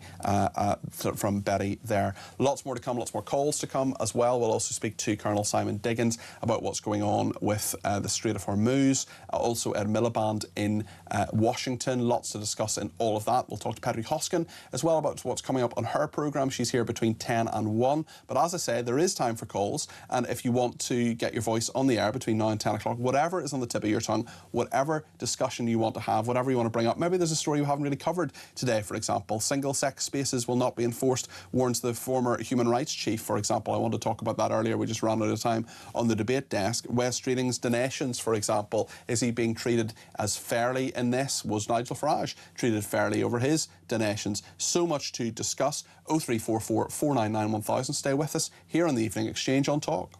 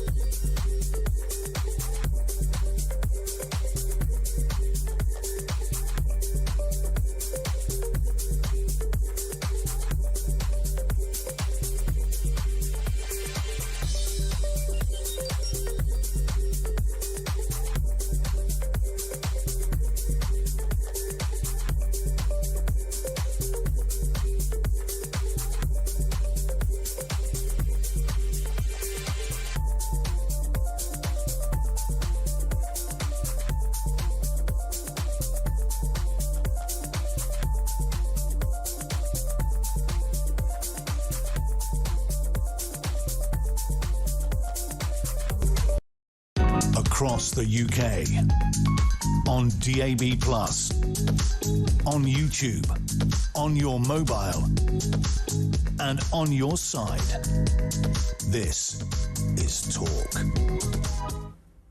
Well, thank you everybody who's been in touch. We will get to more of your calls, texts, tweets and indeed voice notes before the end of the programme. It's also interesting that Ed Miliband, the Foreign Secretary, he's been in Washington today speaking to Marco Rubio, who is their Foreign Secretary, who's what's called Secretary of State. He's hailed the UK and US as the closest of allies after holding talks with his counterpart in Washington, as he was again tackled over his past criticism of racist Donald Trump. He called him a racist and a misogynist. That's what Ed Miliband had said to Donald Trump, and you'll see and hear in this clip in just a second journalists shouting about whether Ed Miliband had still had the same thoughts on Donald Trump. The Foreign Secretary thanked Marco Rubio for a warm, productive meeting at the US State Department, highlighting the transatlantic ties between the two nations, including as NATO members. But journalists were asking him, hold on a second, mate, do you still think the president is a racist and a misogynist? Just listen to some of these heckles and strong, well, not so much heckles as reasonable questions to Ed Miliband as he came out for what's called a grip and grin, literally go out, shake the hand of the person, wait for the photographers to take the photos. This is what Ed Miliband and indeed Marco Rubio experienced at the State Department earlier. Mr. Miliband, do you still think the president is an idiot, a racist and a misogynist? Sir, do you still hold a dim view of the president and does it hamper your business? We're looking forward to our meeting. What do you want to say? Are you going to be talking about Ukraine or any sign of progress on Mr. Rubio, are you looking for... What kind of question are we going to be talking about Ukraine? Are you looking for President Rubio and intergalactic affairs? Sir, are you looking for President Rubio? You apologise for calling Mr. Trump a racist, sir. Ed Miliband not answering any of those questions, simply saying that he was looking forward to a good meeting. Well, let's speak to Colonel Simon Diggins, who's a military and defence analyst. Lovely to have you on the programme, Simon. Tough for Ed Miliband. And another big story as well this evening we'll get on to in a second about the Shadow Defence Secretary saying Labour lies have been exposed by the UK statistics watchdog about defence spending. We'll talk about that in a second. But from Ed Miliband's perspective, do you think any progress was made today, or was this just all, you know, perhaps not much more than a grip and grin? Well, it looks like grip and grin, doesn't it? I mean, and I think he's not the first Labour Party politician to find himself now caught and like hoisting his own petard. David Lammy had also made some uncomplimentary remarks about Donald Trump, who actually brushed them off in the end. I think he's got a very thick skin, Donald Trump, and he just accepts that's part of the kind of the if you like, the turn and fro of politics. So I think he would accept it. It doesn't make it easy, though, for UK politicians and for UK PLC to have an impact on there. If you've started off life by appealing to the baser instincts of some of your progressive supporters, and then you want to try and have a negotiation with them, and future politicians who might be thinking about doing that should think very carefully, think about what they might say in their youth or in the fire of their youth, and think, well, actually, in 5 years' time, I could be sitting down talking to this man or one of his minions, and how will it look then? And let's talk about this story. It was in the Telegraph today. In March, the former Prime Minister told the committee that the government would spend $270 billion more on defence than he otherwise would have done. However, the UK Statistics Authority, that is an impartial body, says the $270 billion figure was the total planned spending on the military over the course of this Parliament, rather than an increase. It said Sir Keir's statement had been incorrect and misleading. There's a number of other allegations here as well. They received a complaint from a Conservative on that, James Cartledge, the Shadow Defence Secretary. He told the Telegraph, Labour's lies on defence spending have been completely exposed. The independent UK Statistics Authority have confirmed it was incorrect and misleading for Labour to claim defence spending was increasing in this way. Simon?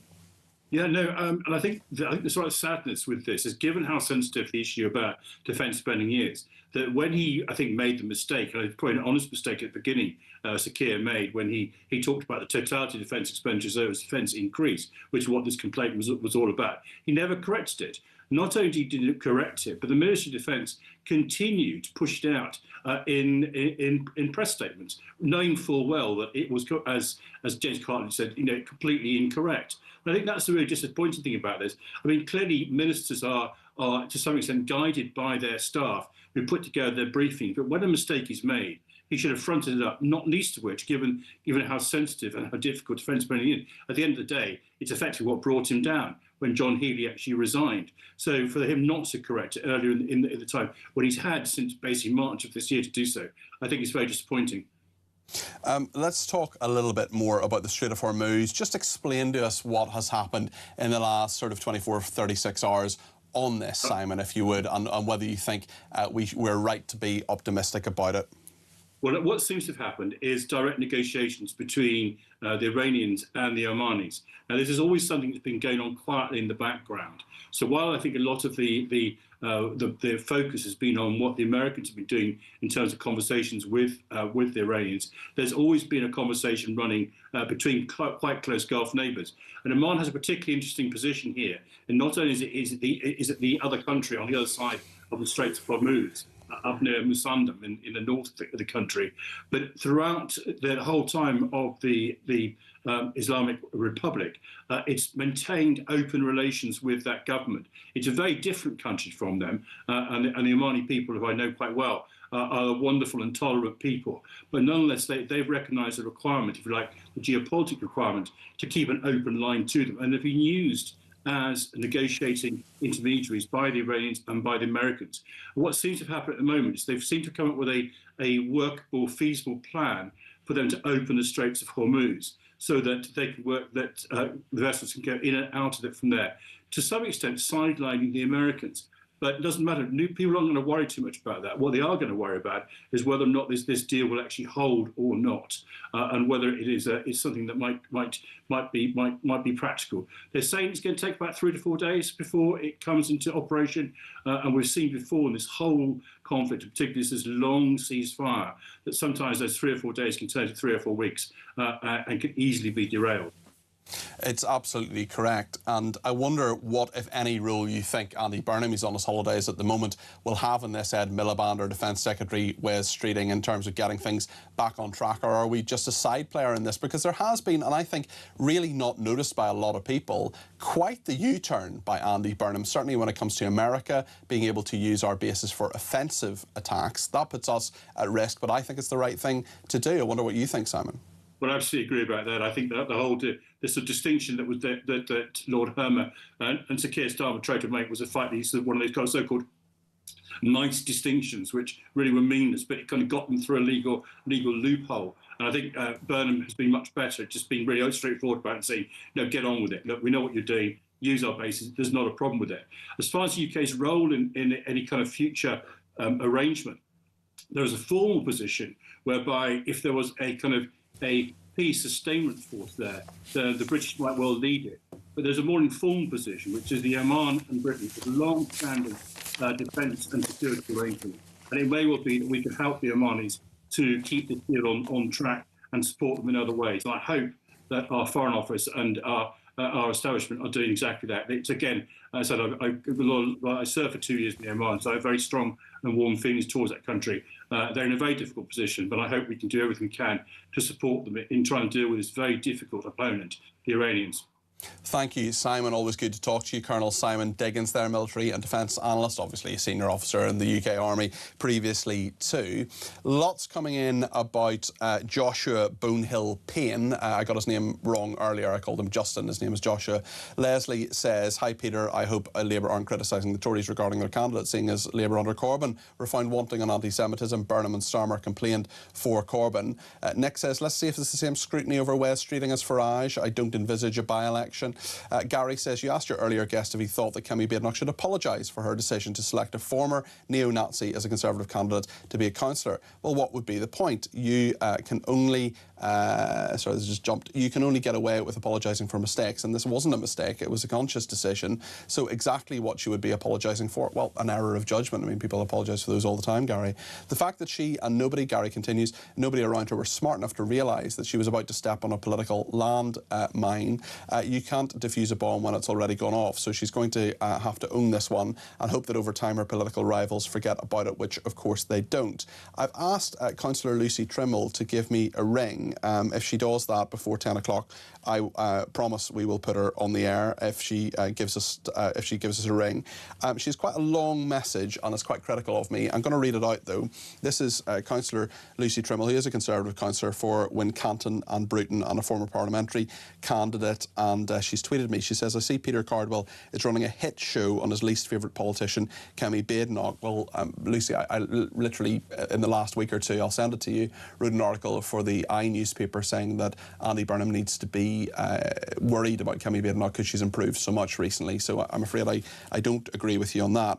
I'm certain Peter has preached about forgiveness in the past and would imagine he will have spoken to former criminals who have turned their lives around. Maybe get Joshua on your show. He will have learned that he is not welcome in public society and that people will believe he is and always will be an anti-Semite. Well, I don't. I have faith that people can turn their lives around, and that has to be the belief. Otherwise, that mistake will end your career hopes for good.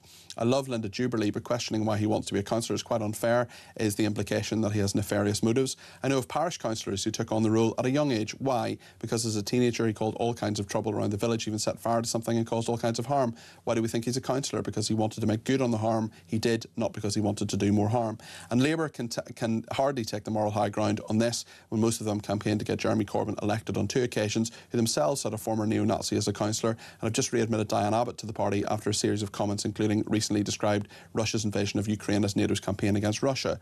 And Reform asked Joshua to be a candidate for them because he'd passed their vetting, and now they're clutching their pearls over this. Anyway, I'm really disappointed in Peter calling him by the wrong name. I think he said just apologies for that, and by deliberately calling him Bonehead instead of a surname. I'm afraid someone who expresses those sentiments is a bit of a bonehead, and I'm not going to apologise for that. Lucy continues, I'm fine with people thinking him being a candidate is wrong, but the framing of Peter's debate has been uncharacteristically wrong and beyond a general opposition to what's happened. Get him on your show, Peter, maybe use his proper name and explore his story. It won't change your mind, but Joshua deserves this right of reply. Well, I tell you what, Lucy, if you ring me before 10, I'll put you on. You can ring me tomorrow, I'll put you on if you want. And Joshua himself, Bonehill Payne, we will make a bid for him tomorrow. If he wants to come on the programme tomorrow night, he is more than welcome to do so. We'll take a break now, and then we'll go to the phones after that. Everyone, including Lucy, can give me a ring on 0344 499 1000. Stay with us.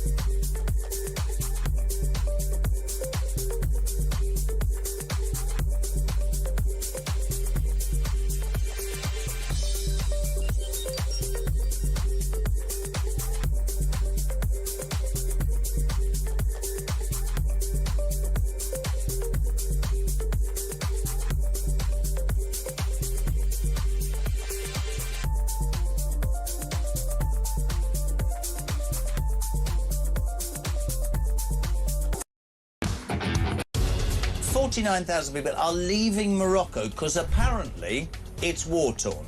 But Jet2 this morning are offering 20% off a trip to Morocco for a week. Which country in Europe wipes everybody else's backside but its own people? Here. This is a huge football story, folks. UEFA has now said no European nation will participate in any FIFA competition so long as proposals to create a company to run the World Cup remain alive.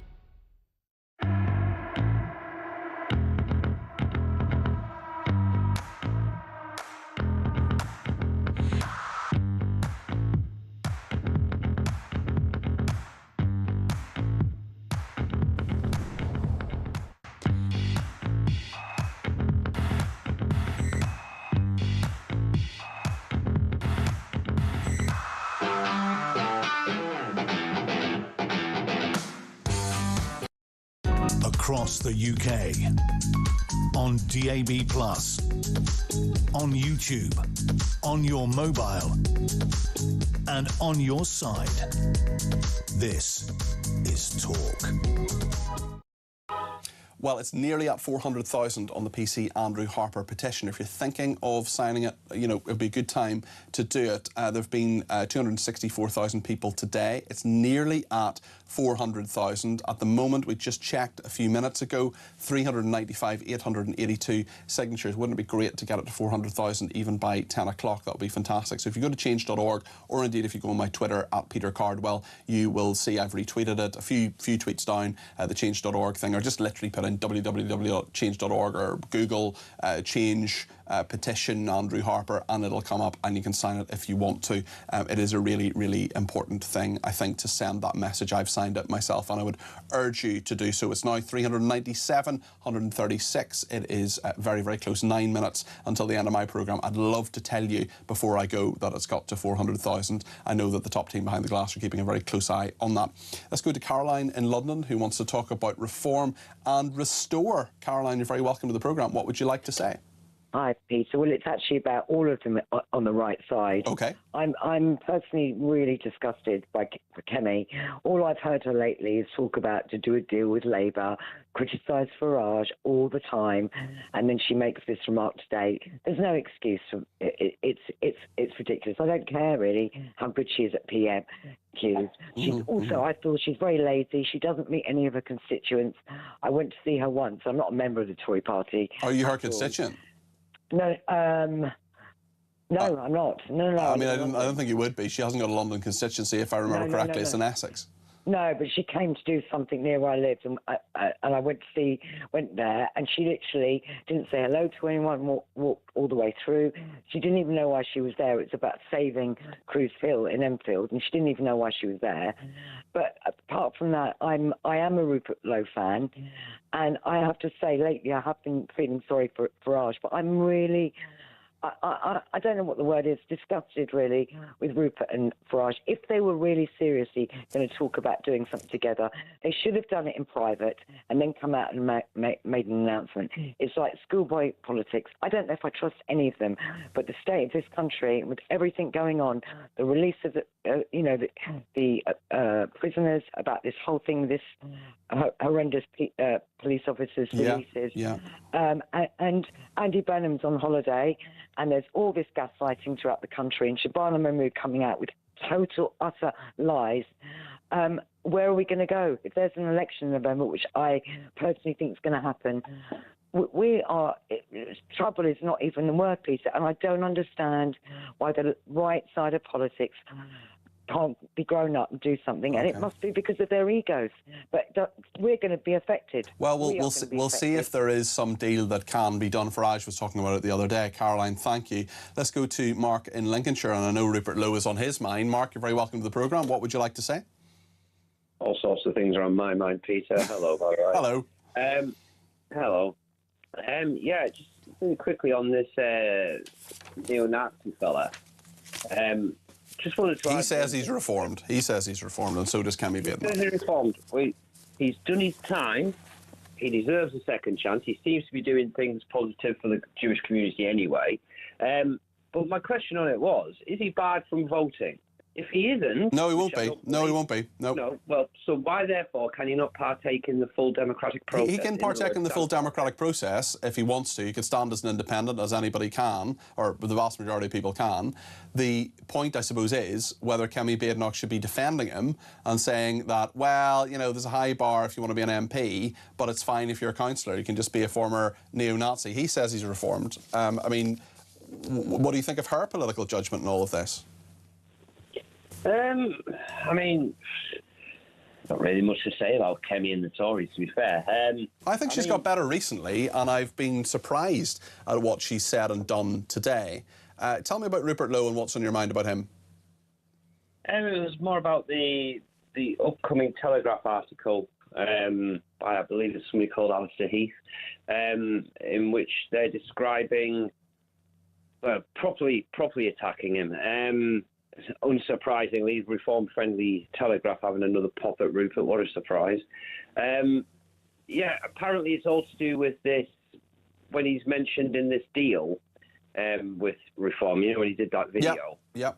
Then they mentioned about the white demographic being replaced and all this kind of stuff. Yes. Then apparently... I don't think he particularly mentioned that, but others in his party have. Yeah, he was talking about the Anglo-Saxons and, you know, the demographic replacement, basically, that we need to do something about this. I think is kind of where he touched on it. Okay. But apparently, because this guy in the Telegraph, he's directly quoting Rupert, and what he's basically saying in this piece is essentially that it's racist and disgusting and has no place in British politics to be concerned that the white native people rapidly becoming a minority in their own one and only ancestral homeland. Apparently, this is now racist and disgusting, according to this Telegraph idiot, which I find personally disgusting, if I'm totally honest with you. So what about the people who are, for example, second and third generation migrants who are Asian, Irish, you know, from lots of other parts of the world, from Africa, for example? If they have kids and they're British, they're second or third generation and they're British, and that leads to population change, I mean, what's the problem? Well, I don't really care about those people. No, but what I care about is my own people, Peter. And what I really, really care about. But why does it matter? Why does it matter? And what's wrong? I mean, you do care about them, because if those people who are as British as you and I have children, you are saying that that's a bad thing. In what sense, Peter? You're talking about demographic change. You're talking about demographic change. You're talking about white people being the minority. If you have people who are British, who are second, third generation, whatever, I'm not talking about immigration. I'm talking about people who are here already. If they have children, well, then the number of white people proportionately is going to be smaller. What's the problem? What's the problem? Because that just shouldn't happen. Why not? The reality is, Peter, right? People have been brought to this country against the wishes of the native people who have voted. Why are they not native? If you're second or third generation, why are you not a native person to this country? Why are you not as British as you or me? No, you can never be a native person to this country. If you're Mark, nonsense. I'm taking you down. That is just absolute nonsense. Thank you, Mark, but you're just talking rubbish, I'm afraid. Pedri Hoskin is with me now and is here between 10 and 1. How are you doing? I'm good, thank you. Pretty in pink. Yes, Very indeed. nice. Thank you. It's Wednesday. It's Wednesday, absolutely. Yeah, coming up, we're going to be talking to Kemi Schofield, going through all of the sort of political stuff, trying to round all of that. So much of it around. So much of it. And that's unusual in August, right?